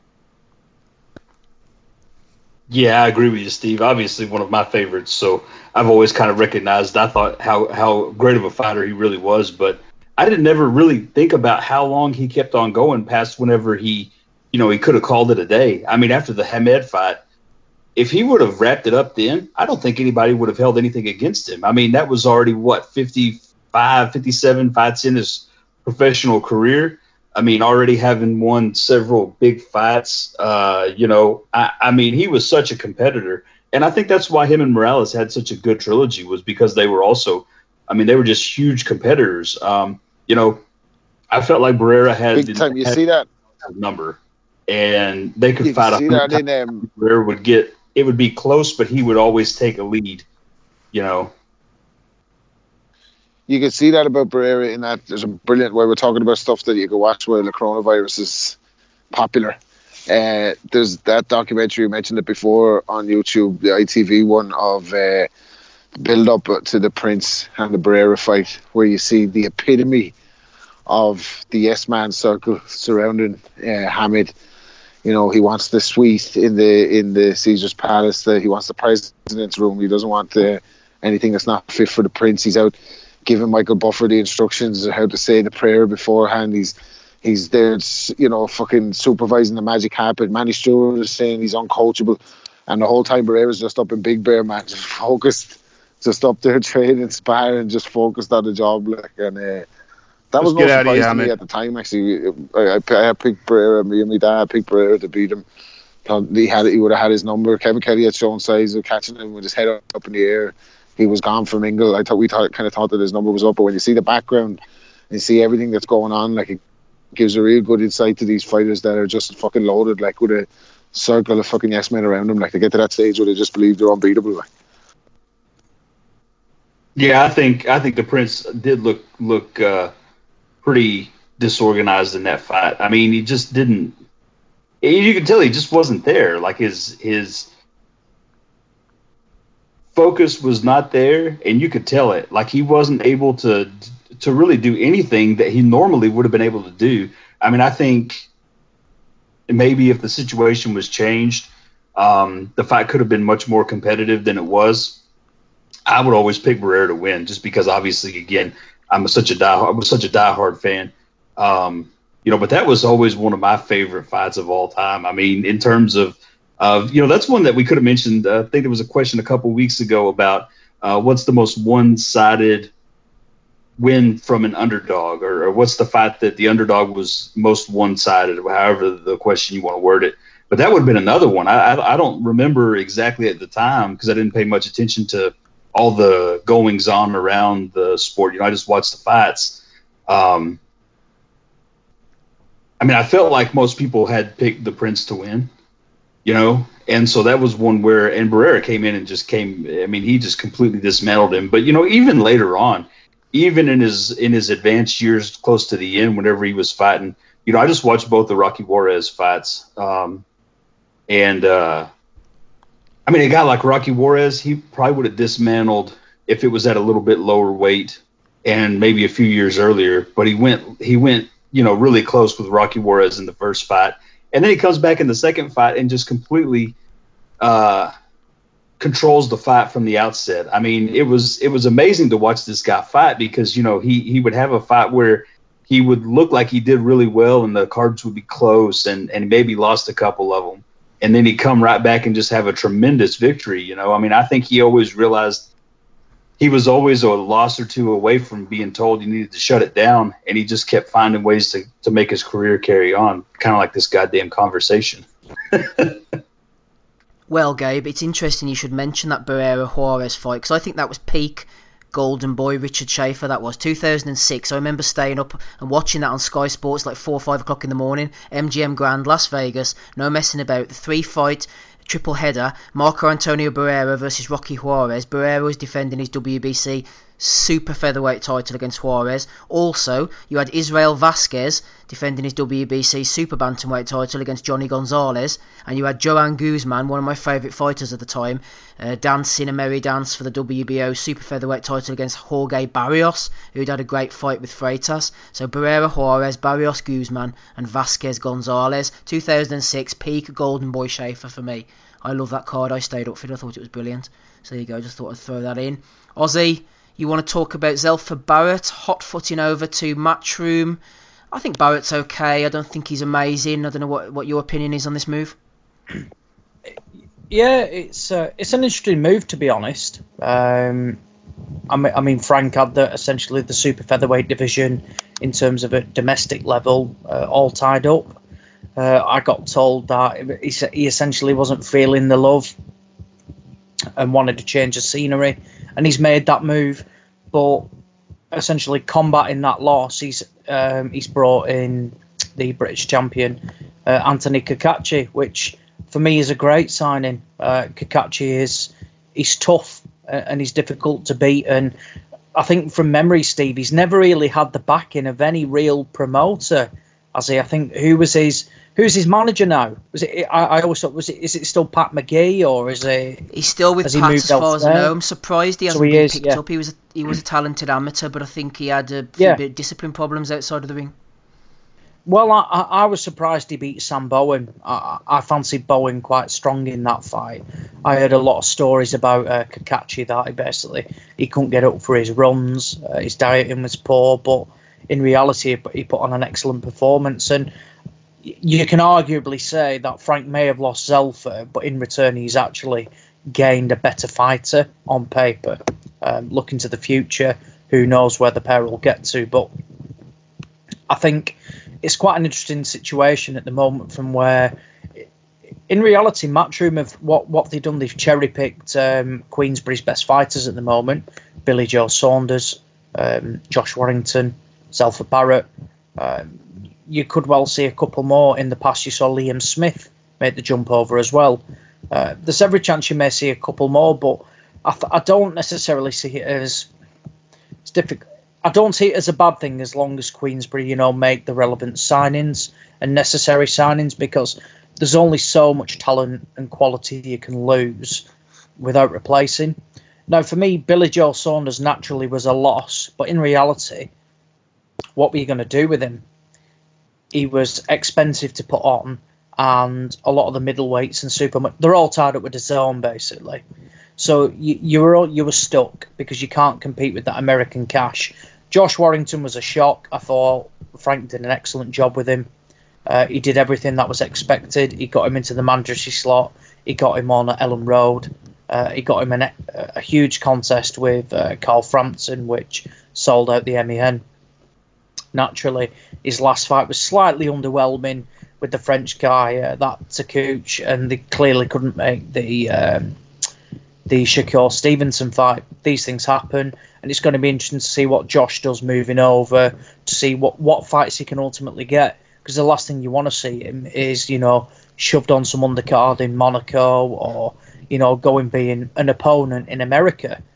Well, you make a good point, Ozzy. You make a good point. Sorry to interrupt you, but on Saunders as well, the way you said, he was hard to match and all that type of stuff, and the best fighters were on DAZN. But as of yet, I know the Canelo fight's expected. He hasn't exactly flown over, and it's all been plain sailing, and he's now in big fights straight away. I mean, he's been with Matchroom quite a while, and he had that Caceres fight, and you know what I mean. It's not like he's just walked into the big fights all of a sudden. That was the big problem. Steve, I've said this a lot about a lot of fighters that jump over. It's okay jumping over to Sky, for all the bright lights and things like that. But you name me fighters that have jumped over and have had immediate success. I'm talking the levels of Jamie Cox. Jamie Cox jumped over to Matchroom, and he had one knockover job, and then was shoehorned into the World Boxing Super Series. Now, for his bank balance was excellent, but he got ironed out off George Groves. And then he was thrown straight in with the fight with John Ryder. Now, for me, was put in and expected to win and got knocked out again. He's then had 2 years off. Liam Smith. Now, I thought Frank did an excellent job.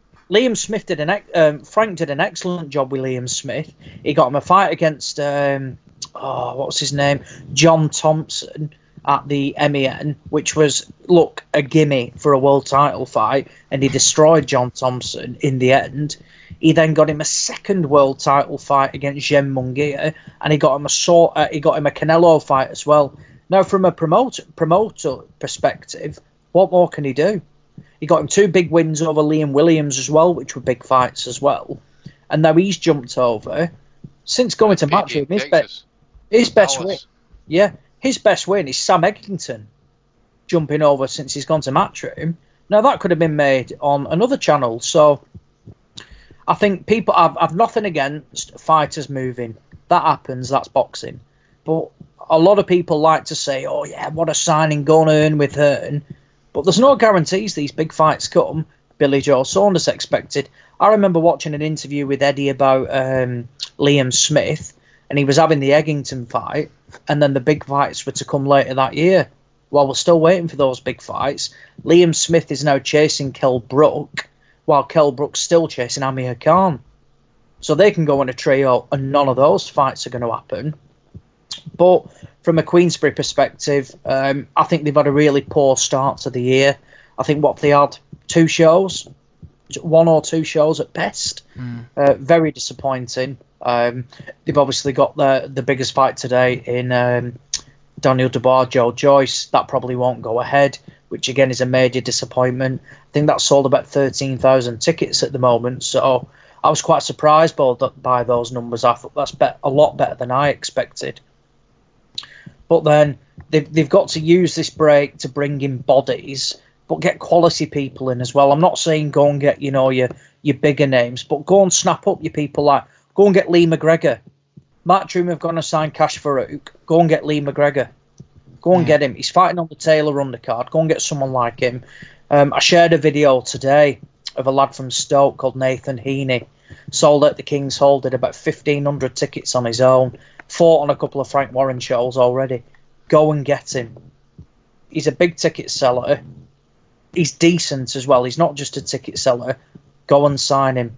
There's fighters available, and it's about Chris targeting Congo. new Surprised nobody signed him. Well, Frank, I'm sure Queensberry signed Chris Congo, and it never materialised. Okay. He's fighting Luther Clay now, isn't he? On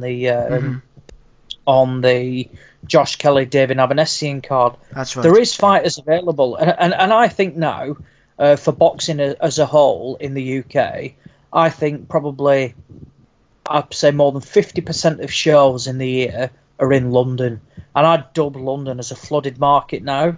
I think if there's a time to move away and target new areas, this is now. He signed 3 lads from Liverpool. Go and target Liverpool. JJ Metcalf against Scott Fitzgerald has just gone out to purse bids for the British title. The board have thrown a big spanner in the works for this Fowler-Fitzgerald fight, because I don't know how they're going to get around that, because they've mandated Fowler as a final eliminator and Fitzgerald against Metcalf as essentially for the British title. So these need to happen. Unless they're paid big money, to step aside, then these fights have got to happen. So for me as well, I think people bang on about the boom in, like the British boom in boxing. I completely disagree with it. I think Matchroom's focus is on America. They're doing decent things. The past couple of cards they've put on have been very impressive, and they've been deep in quality as well. The UK stuff at the moment, I think, is bang average. I don't think we've seen many decent cards for a little while now. And if, Frank bangs on about, he wants to be, like, we're the best promoters around, well, go and prove it. You go and pull these fighters in. You've got Josh Taylor. He may not be your fighter, but he's on your platform, and Top Rank may promote him, but in reality in the UK, there's only so much they can do. So they've got to take advantage of these things like that. And resulting back to the original point of Zelfa Barrett, you may lose Zelfa Barrett, but if for every Zelfa Barrett you lose, you bring in an Anthony Kakachi, you're not going to be much worse off. Because at the moment, in a fight between Kakachi and Barrett, it's probably a coin flip. And on paper, you would probably favour Kakachi on the experience that he's got. Yes, he's got a couple of defeats in, but you'll learn from those. Whereas Zelfa, I think he built up to an 18-0 record without realistically facing anybody. He then went in with Ronnie Clark, got beat, came back, got a couple of good wins, got the Commonwealth title, and has now moved on. So it's an interesting situation for British boxing, in my opinion. I think we like to bang on, how good it is at the moment, but at the moment, I disagree. I think if there's one promotional outfit that is doing anything, it's MTK, because they put on the fights that people want to see, and that is 50-50s. Yeah, talking of MTK, one of the guys I was thinking of there actually, Friday the 20th of March, whether it'll go ahead or not, obviously you have to add in this disclaimer to all these fights. Philip Bowes against Hakeem Ennisbone, Dan Aziz against, Andre Sterling, Hosea Burton on the undercard, Liam Conroy, is that part of that? Is that one of them tournament things? I don't know anyway, but whether it'll even happen. It is, yeah, Steve. So I got told today that there's every chance that will go ahead, however, behind closed doors. So they're going to look to get it on and basically complete the tournament behind closed doors. And look, I'm of the opinion that if sport's going to go ahead, if it's going to go ahead behind closed doors, fuck it off and wait. Because it's not the same at all without the fans. And look, if I'm travelling down and I've done prior to this, I've done 900 tickets and I'm against a non-ticket seller, my 900 fans, if I get dropped, could make all the difference. Well, when you're in an empty arena, it's just silence. And you've not got, I know it sounds silly, but you know that fans can make a difference naturally. And you would lose all of that. And I'd rather say that if it's going to go behind closed doors, fuck it off completely. Just shut the doors, wait until you can get bodies in, and make boxing what it is. Can you imagine watching a show on TV with nobody there?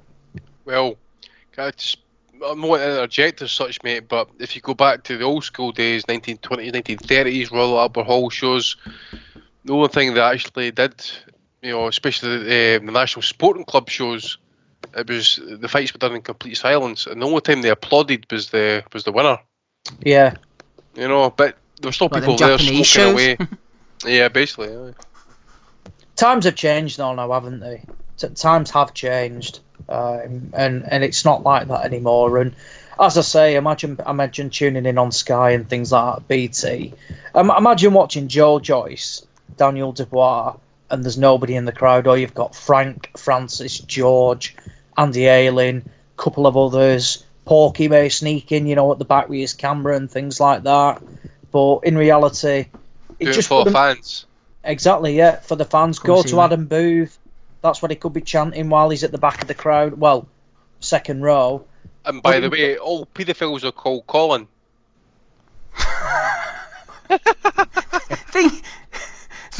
Thing is, though, careers have to move on. That's the only problem. The way they're calling about putting the schools off for 16 weeks and all that. If you're saying it could go on for 4, 5, 6, 7, 8 months, at some point you'll have to, go close doors or do something like the darts Premier League. They're talking about doing closed doors just to get the points in, just to finish it off. You're going to have to do something, I suppose. Motherfucking Steve. Kids off school. Yeah. Parents will be committing suicide. I don't even want to think about that. I see suicide actually leapfrogging COVID in terms of death rates. I could see it, especially in Ireland at least. Fucking parents were cutting off their head, man. By the end of the day, mums are kicking up fuck, schools are off, but nobody actually gives a fuck about who's going to bear the brunt of this shit, i.e. men. Where's your fucking rights? Exactly.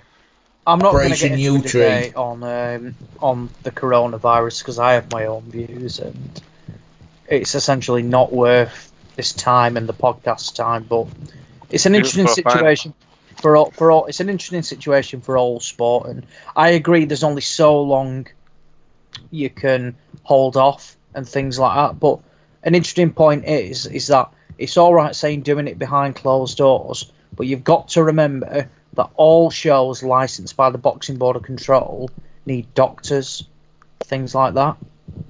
Those doctors may not be able to be spared if they're needed in hospitals and things like that. 2 ambulances. Yeah. Now, without a doctor or a couple of doctors and without ambulances, these shows are not going ahead. So it's all right saying, yeah. I've actually seen fights. Sorry, mate. I've actually seen events cancelled because like a fight's been so bad. Yeah. Both fighters required medical attention. Both were required to go to hospital. Both ambulances have been taken up. No doctors available. The whole show has has been called off and cancelled. You're quite right.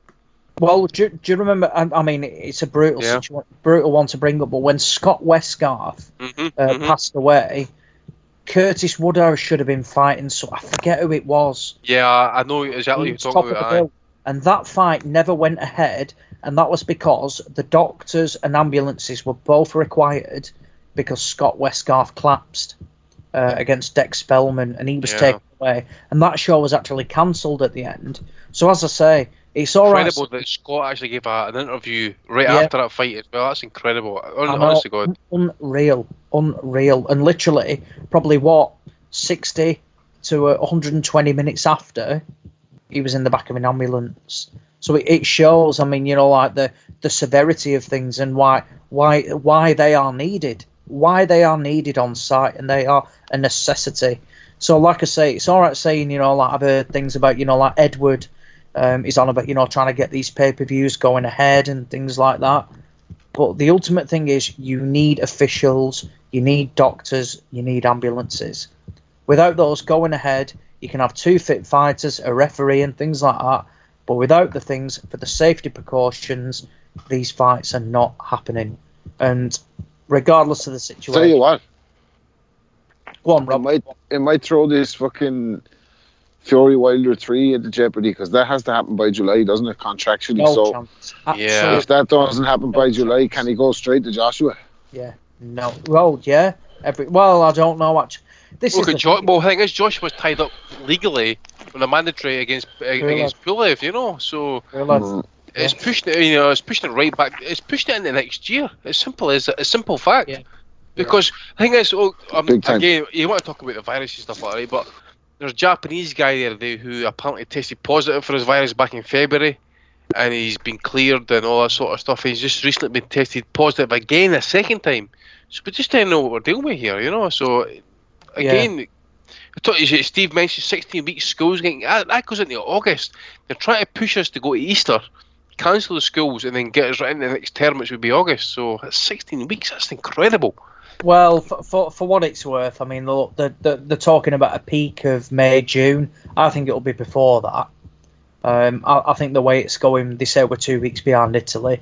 Italy's at the peak now. I see it happening before that. I mean, the Italians have come out today and said they're going to finish Serie A by the end of June. So, I mean, considering they're in absolute disarray at the moment, but they're on about completing a football season in the next, we're in March now, April, May, in the next 3 months, that's quite interesting. So, I mean, look, I don't think there'll be this complete. I don't think there'll be a lockdown at all for the UK. I think it will continue, and I think there'll be measures put in place. I think Italy's different because it's been ravaged because you've got this culture. They're probably, okay, I'll put it this way. My uncle, he's married to an Italian, and so I've known him for like 30 years. I've got a touchy, kissy-feely culture, the Italian. So you kiss him each cheek. So I could imagine with that, and thinking as well as I think there'd be some contracts getting involved where the Chinese have taken over their textile plants. So you can just imagine actually. I think Britain is now going to hit the same peak. I think Germany and Britain, for what I can see, have got the situation probably under control to a point. Obviously, that can get right out of control, but plus I understand what they're doing at the moment.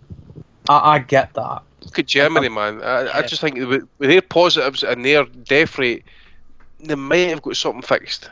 I think. Yeah, I agree. I mean, we all know Wellings has contacts in the industry that if things go pear-shaped, he can pull a couple of favours in, don't we, Steve?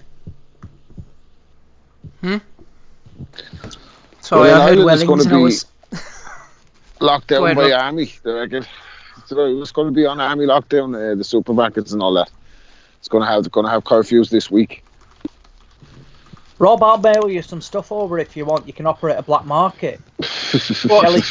Kelly's Groceries. See if you look at the graphs and stuff, like Italy and Germany, for example, the graphs say like infections, they are almost aligned perfectly. So there's something definitely contributing to the Italian factor to the death toll, because Germany isn't reaching the same anywhere near that death toll. But again, I'm just a guy on a podcast with an opinion, so we're no medical. Listen, people who are going out their minds by this shit, by the way, listen, calm the fuck down, right? Calm the fuck down. There's as the saying goes, there's enough food for everybody out there. Just calm the fuck down. We're gonna get through it. It's probably our blitz, this generation's blitz, basically. Just calm the fuck down, alright? We'll get through it. Don't worry about it. Might get a bit sweaty for a wee bit, high temperatures. But come on. Yeah, thanks. Right, let's move on, boys. Let's provide a few lols before we finish up for the evening with Bellew of the Week, episode 364. Steve, we don't even need to do Bellew of the Week because there is an outright winner. And if Anthony Fowler does not win Bellew of the Week, I will be fucking astonished when a fucking CBD oil company called him out for Fowler's bullshit comments about CBD oil. That's just capitalism at its finest, but Edward Hearn must be pushing close. Oh, yeah, sorry, yeah. Yeah. We can do a dual award for this week. A dual award. Because, fuck me. Yeah. Let's throw a few of them in then, shall we, boys, and see where we end up. Let's throw a few of them in. I've had quite the nominations coming in. The boys are on the ball on Twitter anyway. Sam Dorset nominating Steve Cunningham, who is getting on the Tyson Fury glove situation, saying that Fury was holding his gloves the wrong way. Leon has nominated Colin Royal, saying that Tony Bellew is Britain's best ever cruiserweight, after Man Overboard had nominated David Hay. Damien Street has nominated, was it Logan Paul, forgetting, knocked out, boxing bet guru. No, the first one was Sam Dorset, I think, Ozzy. Yeah, Sam _ Dorset on Twitter. Yeah, Sam Dorset. Okay. Nominated Heyman's Planet. Trading Leather Boxing has nominated Steve Bunce. Bunce, he tweeted out, "Professional boxing is the only sport that can survive the corona chaos.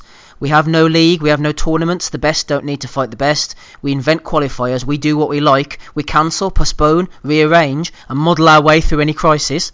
Trading Leather Boxing says, basically just describe Box Nation there. So I thought that was quite a good one.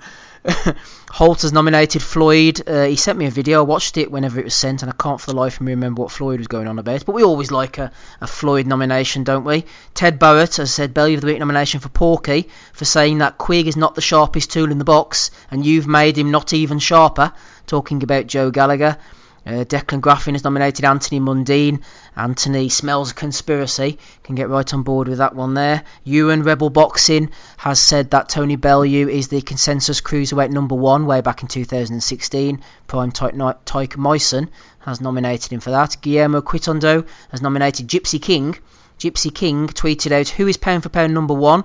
For me, it's Billy Joe Saunders. His skill set is incredible. Comment below if you think it's someone else." Ian has nominated Redman, who says that Chisora will spank Usyk. Usyk is in for a shock with a proper big, sting, rough heavyweight. Let's flick on through them. Ted Barrett has nominated Eddie Hearn for saying that Chisora has been unbeatable at times at the O2. Here we go. Quite a few people, including Ozzy there, nominating Anthony Fowler.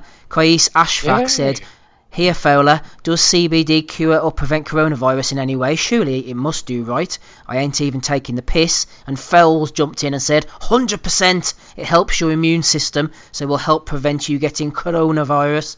That or any other disease, son. Research it yourself, it's science. Don't just take my word for it. Well, I was ready to take his word for it, Ozzy, but don't just take his word for it. It's science, says Ant. Well, look, if Anthony Fowler can do it, it'd be the biggest achievement of his career. If he can cure the virus, then Fowler in. That's what I say. That guy that had him nominate him or ask his fucking wife to marry him, or fella to be his... What did he do? He did a video to ask his friend to be his best man. Oh, Anthony Fowler, that fella just broke down in tears when the news of CBD being the cure for COVID-19 came out. He was emotional again. Cried his eyes out. Bathed in his tears. If Fowler is the cure, then what is the disease? I suppose you have to ask yourself. Just flicking down Twitter here, trying to see if I can find any more for you. Dobson_boxbet says the World Health Organisation has it down as a pandemic. The UK government is banning public gatherings. Frank, God love him, loves a cancellation at the best of times. He's saying the show is going on as planned when it comes to Dubois versus Joyce. Frank can't afford a cancellation, can he, man? He can't be cancelling that one. He's going to go on regardless. I just think it was Mr. Stallone and Cobra. Remember, he goes into the supermarket actually, and he tries to get the terrorist who's got the person. He says, "You're a disease, I'm the cure." So I think Donald Trump's going to be the cure actually, because he's tested negative. He's obviously either got that, he's either got the vaccine or he's no human. So Donald Trump might be the person who carries antibodies. Well, don't write off Anthony Fowler. He could be jumping in as a late entry. He's been nominated for Bellew of the Week anyway. He's a good early front runner. Daniel Beckham has nominated self-crowned lineal champion. Could be a bit of a troll, this one, saying that Fury should be stripped of his WBC title and it given to a worthy fighter like Dave Allen. David Almond has nominated Michael Buffer.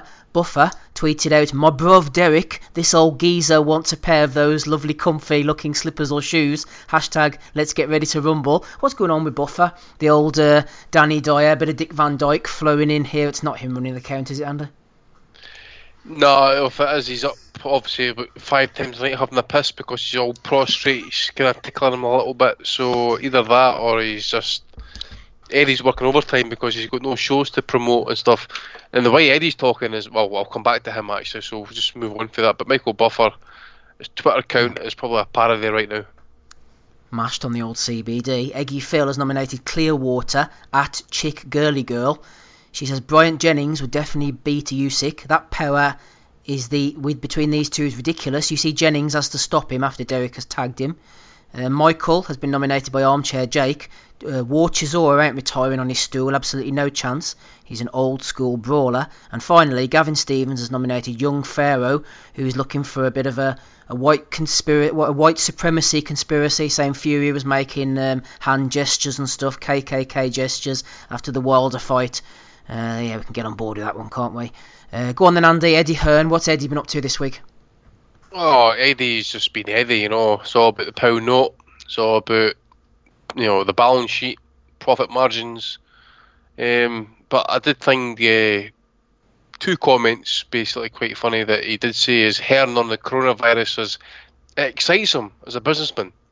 Because if his competitors are feeling it, if he's feeling it, his competitors are feeling it 10 times harder. And he says, we're getting tested at this point, and we've got to be positive. Yeah, he did say that. But the best bit as well is when he says, in every business where this type of thing happens, there's opportunity. So that'd be like the wankers were sitting there, hedging stock when their shit kind of want to make a killing somewhere. Or like Oscar Schindler says, profit in time of war, which is just where we're kind of heading with these kind of draconian type kind of responses we're going to get. So we'll put Eddie Hearn in there as well, but at the end of the day, he says, I accept that challenge. And I want to put up my baby bro, Adrien Broner, for getting caught on a DUI, passed out in a Rolls Royce. According to the police, and I quote, I'll read this out actually, TMZ Sports have obtained the police report which says officers responding to a call of a male driver passed out behind the wheel of a black Rolls Royce SUV. Cops say they tried to bang on the window to wake up Brunner, but ultimately needed to shake the car to get a response from Adrien. Once he woke up, a confused Adrien rolled down his window and a cop reached inside the car and put it in park. Officers ultimately got Brunner out of the vehicle and noticed he had a low, slurred speech and bloodshot, watery eyes. Cops administered a field sobriety test. Brunner did not perform very well and was later arrested on site for DUI. Baby bro, contact me, brother. I'll put an arm round about you. I'll talk you through this. You know who I am. Come to me. Come on. Come on. Andy, you're the last person he needs right now. Come on.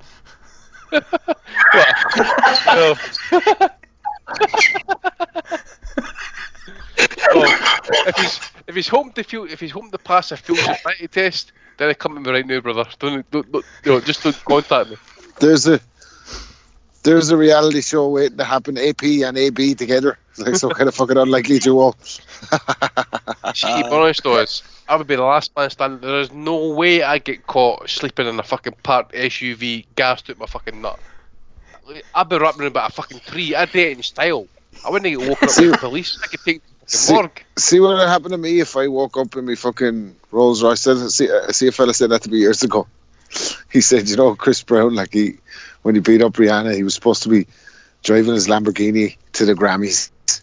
He said, you know what would happen to me if I was driving my Lamborghini to the Grammys with Rihanna in the passenger seat? I said, what? He said, my dad be calling me to get up for work. I'd be fucking dreaming.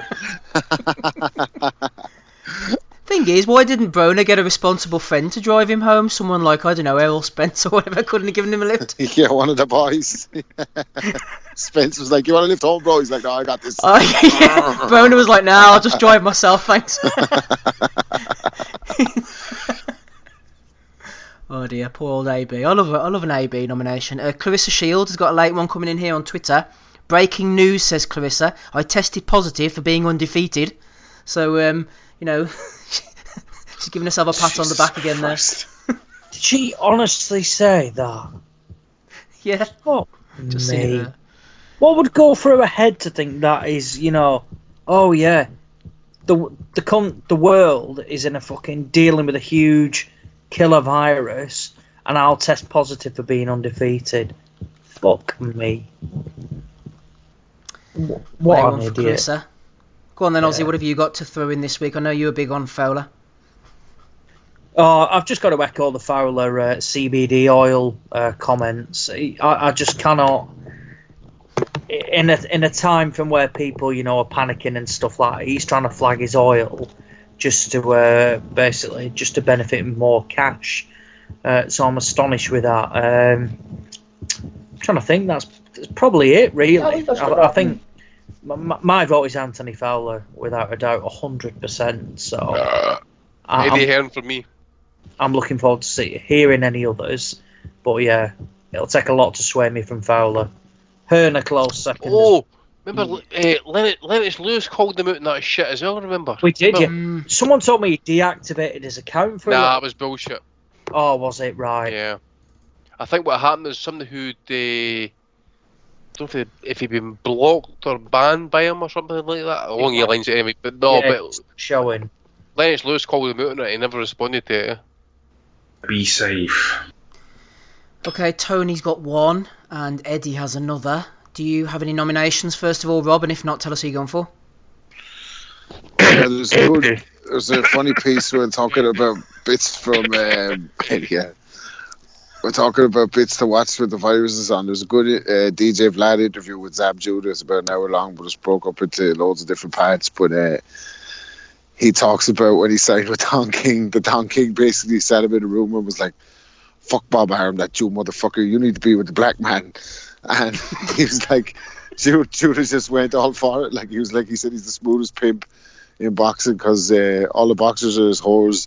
And he said every fighter that you meet says Don King, they know the stories about Don King, but they just say, well, I have a business manager and I have a lawyer and he's not going to do it to me. And he goes, that was me. Like, and then after the Floyd Mayweather fight, he was $1.5 million short fucking with Don King. So I thought that was pretty good.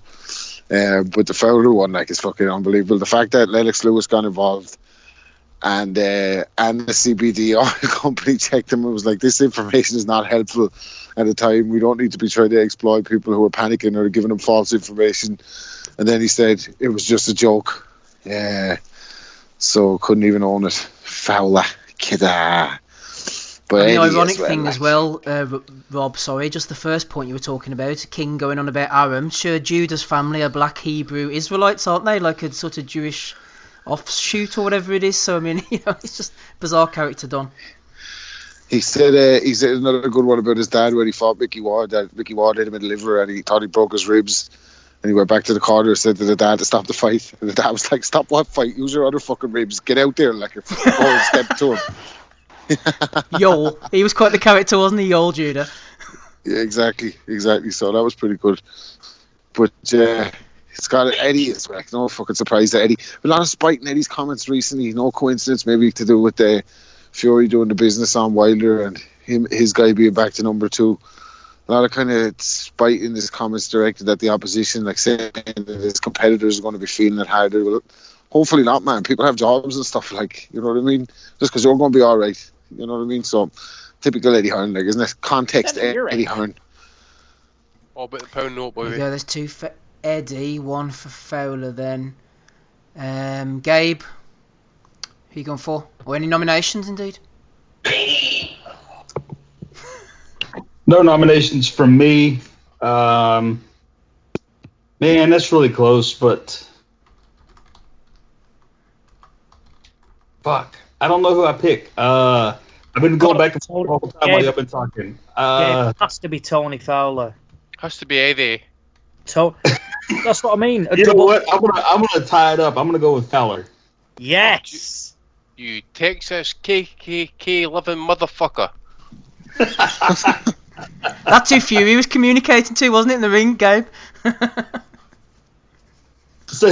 fella as well, like, only you wouldn't want to give more shine to that. Whoever the fuck made that video was at it, like, what the fuck? I hope the Dallas Cowboys go bankrupt, you cunt. I think, ironically, like, he was accusing Stitch Duran or someone of doing the white power side, like, Stitch Duran, the Mexican. Fucking hell. Right, as usual, I've lost completely track of the thread here. Who's going for who? Who have I voted? Have I voted for anybody? I can't even remember. You got to pick a winner. Eddie. It's got to be Eddie. No, it's got to be Fowler. It's got to be Eddie. Fowler. Come on, Steve. Fowler. Come on now. Steve, come on now. You got to decide and vote, Steve. Come on now. Don't be a librarian here. Steve, before you vote, Eddie. Let me throw out why I went with Fowler instead. So both of them were equally deserving. And I think we could have a co-winner here, but I went with Eddie Hearn. Won so many fucking awards of Value of the Week over the last span of this pod. Yeah. That I thought we got to give one to Fowler. There's a lot of influence, you, Steve. Eddie's a vote. It makes sense, you know, Del Boy. Come on, you know what makes sense. Come on, Steve. Rob, back me up here for fuck's sake. I don't think Rob cares. No, I've got to go for Fowler. I think I've got to go for Fowler. Yes. You wanker.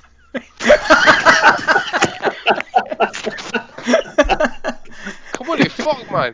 Eddie's actually. We need to get him a few sales, Andy, man, with the CBD. Come on. Eddie Hearn is talking about profiteering off the dead. Exactly. You know, this is what Fowler's getting the CBD. This is the perfect time. Day of the week. Fucking. In the day, Andy Fowler's basically trading under the fucking illegal Trade Descriptions Act, saying, "Oh, they fucking cures fucking SARS and coronavirus and that." Eddie Hearn's talking about fucking his competitors going bust. He's in a good position to take over, and an opportunity like that you can swallow up the fucking the dividends. It's just basically if we're on a war footing here. Eddie Hearn's just basically going to be Oscar Schindler. He's going to fucking basically reap the rewards. You can fucking vote for Anthony Fowler, who's just a scouse prick. Come on, the fuck. Come on. Change your thought. Eddie Hearn the winner here. Come on, Steve. Come on, Ozzy. Come on, Gabe. Negative. We'll have to give an interim to Eddie or something this week. We'll have to give him Gilberto to give him the WBA. Tony Fowler is the one because he's trying to come up with medical reasons to combat the virus when experts have come out and said there is no cure. What do you think CBD oil is? So, but at the same Rob, time, have you got Corona working on you as we speak? I think yeah. Oh, is my microphone on? Yeah, you sound like you're on a ventilator, mate. We're going to put you into Google Translate there, Rob. It's coming up as Corona on the other side. Yeah, Rob's on the ventilator. Rob has got the virus and he's on the ventilator now. Listen, better viruses than that are after trying to get me, and I'm alright. Right, let's finish up then. I'm going to have to go for Fowler, I'm afraid, boys. Sorry to disappoint the twosome there. It's going to have to be Fowles for CBD, man. He's come to a different level. Eddie gets it. Eddie's got too much going for him. Fowler needs a break, man. He got put on his arse by Fitzgerald. He knocked out that clown with the bad shoes the other week. We need to help him out here. This is the time when people come together. Well, no, you're not supposed to come together, are you?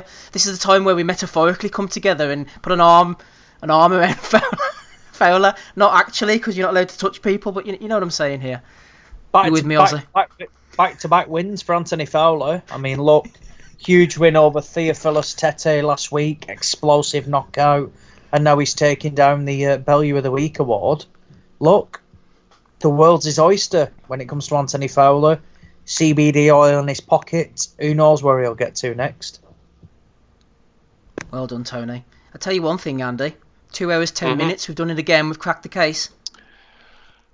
We keep delivering, and in the days, this people listen to us because we keep it real, keep to the facts, opinions, and we'll try and keep it going as long as possible during this downtime as well. You know, so if you have any topics, historical fights to maybe even revisit, call in, give your opinions, thoughts. That's what it's all about, you know, because in the days, you know, there's no football. There's no boxing to watch for me. That's my two main sports. So if I've not got that shit to do, then the only thing I've got is the podcast and the family. And if I've not got my social life, which is getting shut down, my family's kind of indoors. So I've only got the podcast to kind of, you know, get talking about and stuff. So do our bit. Let's just do our bit, and we'll, you know, keep the the harmony going. You know, a bit of banter. Keep it serious, a bit of lightheartedness, and we'll just keep going, you know. So do your bit, guys. Just let us know what you want us to talk about. Give us a few days' notice to get a wee bit of research going, and we'll keep the podcast going for as long as possible.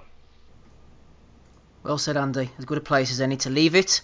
Thank you to Andy Patterson for coming on as always on this Sunday evening. Ozzy Smith as well made it on with us. Adam Smith was here early. He's gone. Gabe Lewis, rapping Rob Kelly. I've been Steve Wellings. We will be here again, same time, same place next week for episode 365. See you all then. Bye. Go to Adam.